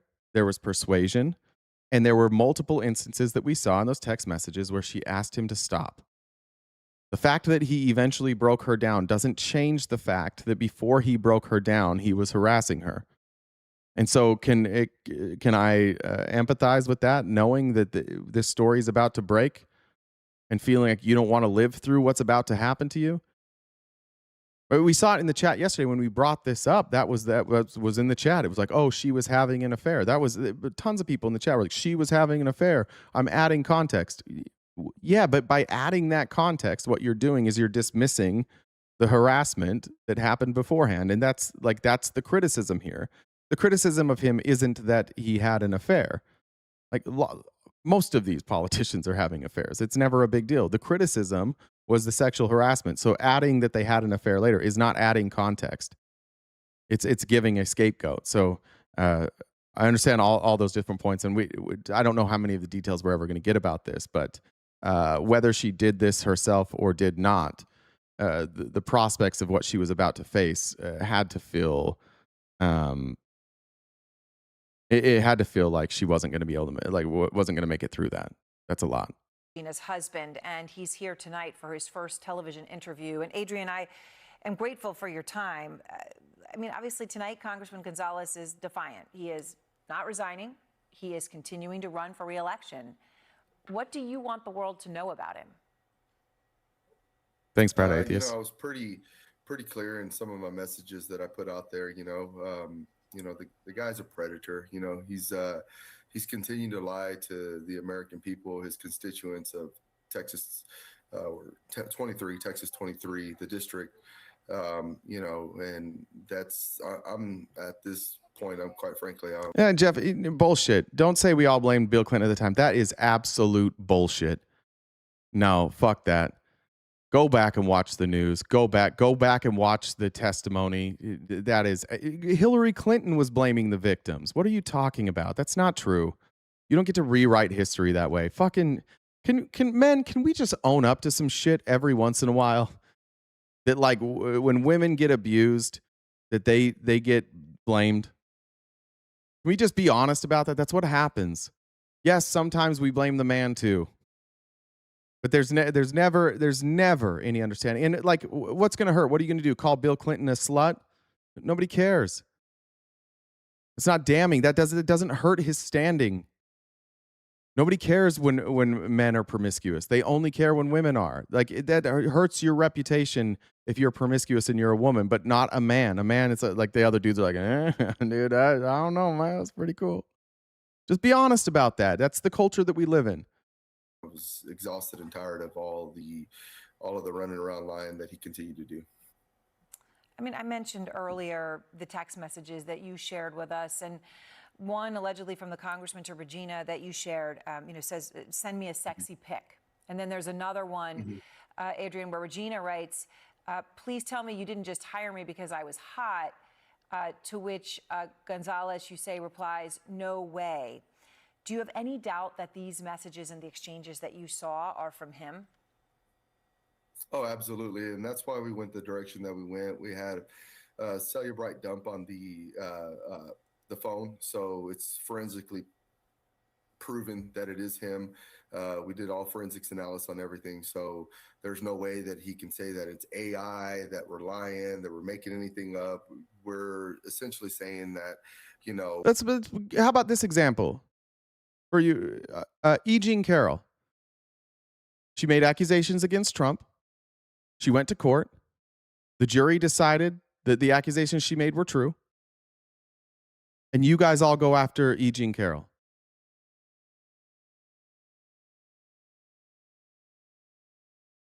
Right?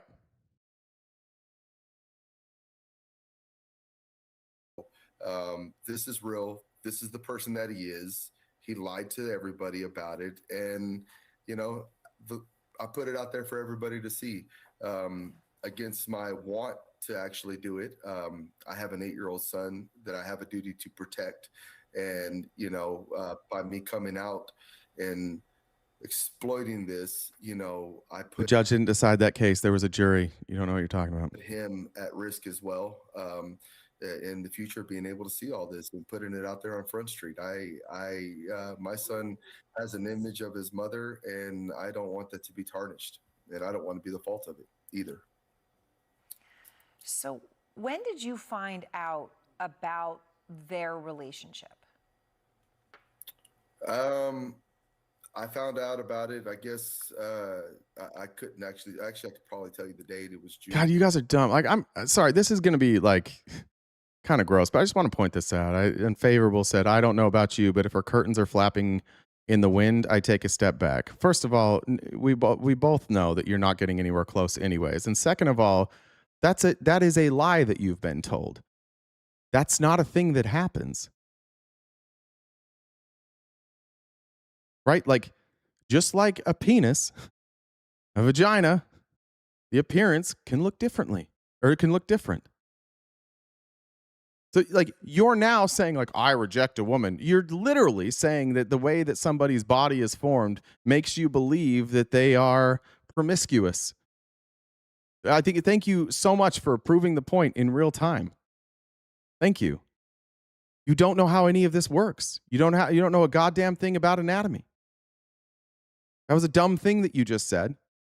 You were a misogynist and stupid at the same time. You're like, hey, I'm going to be sexist and I'm going to act cool. You don't even know how this works. It's just different shapes, bud. It's just skin. I don't know if you know what penetration feels like, but that's inside, not outside. So if you're seeing stuff on the outside, that's not the penetration part. Okay? Go like get a YouTube video. Call your mom or something. Maybe she can explain to you what a vagina is. But Jesus Christ, you missed by a mile, bud. 31st. May 31st. It was the night that I found out about it. It was a Friday night. It was a Friday night. So you remember, I mean, you and Regina, I know, had been together, 21 years. So she came home Yeah, and that's when you found out. Yeah, we've been on and off for 21 years. When you know somebody for that long, you get to know their tendencies, and she had been acting a little off for the past couple of days, and I don't know. So I've never been a person to look through her phone. We had an open relationship. Our as far as like our devices, our devices, we had an open relationship. I could leave my phone down, and she could leave her phone down, and she has the passcode. I have the passcode. There was no hiding anything, and she had been acting a little strange, and that's when I felt like I needed to go through her phone, and that's when I found out about everything. All right, we'll leave it there. All right, Abe. This is where we end it, but Abe's going to do this thing that we always we love to do. And Abe, I'm guessing you're about to get muted. Abe said for what was it that I was dishonest. Abe, you don't know that Trump wasn't found guilty of rape? No, I didn't. I didn't say that. He was found guilty of. He was found liable of sexual abuse. But Abe, name one lie that I have told. And if you can't come up with one, you don't get to come back for a little while, okay? So we do this every day. Every day, some angry incel tells me I lied about something.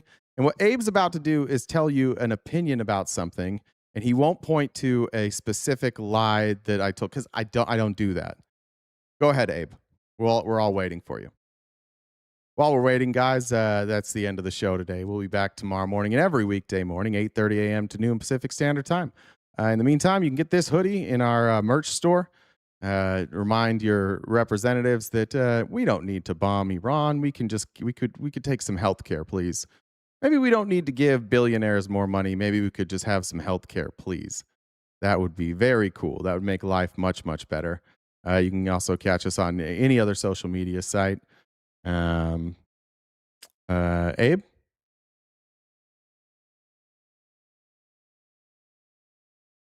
I was watching the earlier part of the live and watched RTP praise Crockett and then talk about people who support Israel. Interesting that you said that, because are you aware that she has said she will not take AIPAC money? Her opinions have evolved on Israel just like mine have. I'm fine with people being wrong on Israel if they've changed their opinion out. You said the court found Carol was truthful. They did. They did find that. The jury found Trump civilly liable for, exact words, sexual abuse, Abe. Okay. Oh, so Abe didn't find. Abe's back to you lie a lot. One more chance, Abe, before we get out of here. What I said about the jury was true. One more chance, Abe. You lie a lot, pal. It should be easy then. Nope. All right. Jen, what's the how long can we ban for? What are our options? I mean, 24 hours is the longest ban, but. All right. Abe, we'll see you on Monday. We've got other comments also to read. I don't know if you saw those. Tiffany said, flap away, ladies. Like I said, there was a comment that was flagged. White Buffalo. You're an idiot. The vagina is a muscle. That's how you can give birth, and it goes back to normal. You're an idiot. Hey, we'll see you on Monday. Whatever mod wants to do that 24-hour mute, go ahead. You can do that now. Alexander said, between the sarcasm and your dirty jokes, we see the feminist king in you. Thank you for having a backbone and being honest about how nasty the media has been when it comes to women. Pink Alex, thank you for saying that. I appreciate that. It shouldn't be that fucking hard to just not be a piece of shit. Let's see. Did I miss any other ones? And there. Jen, did I miss any on your end that I haven't read? I always get lost. Let me double check. I'm not sure. You got Cascus. Yeah, I think that's all. Okay. All right, everybody. We'll see you tomorrow morning, Friday, last day of the week, 8:30 a.m. to noon Pacific Standard Time, right here, wherever you're watching. No TikTok again. Well, maybe. Jen might convince me to go on the backup on TikTok, but take care of yourselves. Take care of your mental health. If you can go outside and touch grass, touch grass. If you can't touch grass, smoke grass. If you don't smoke grass, good luck, ashwagandha or something like that. Meditation, figure something out. What did I miss? Did I miss anything else? I think that's it. I'll see you guys tomorrow morning, bright and early. Thank you so much for all the support. Stay cute and cool, and have a great summer.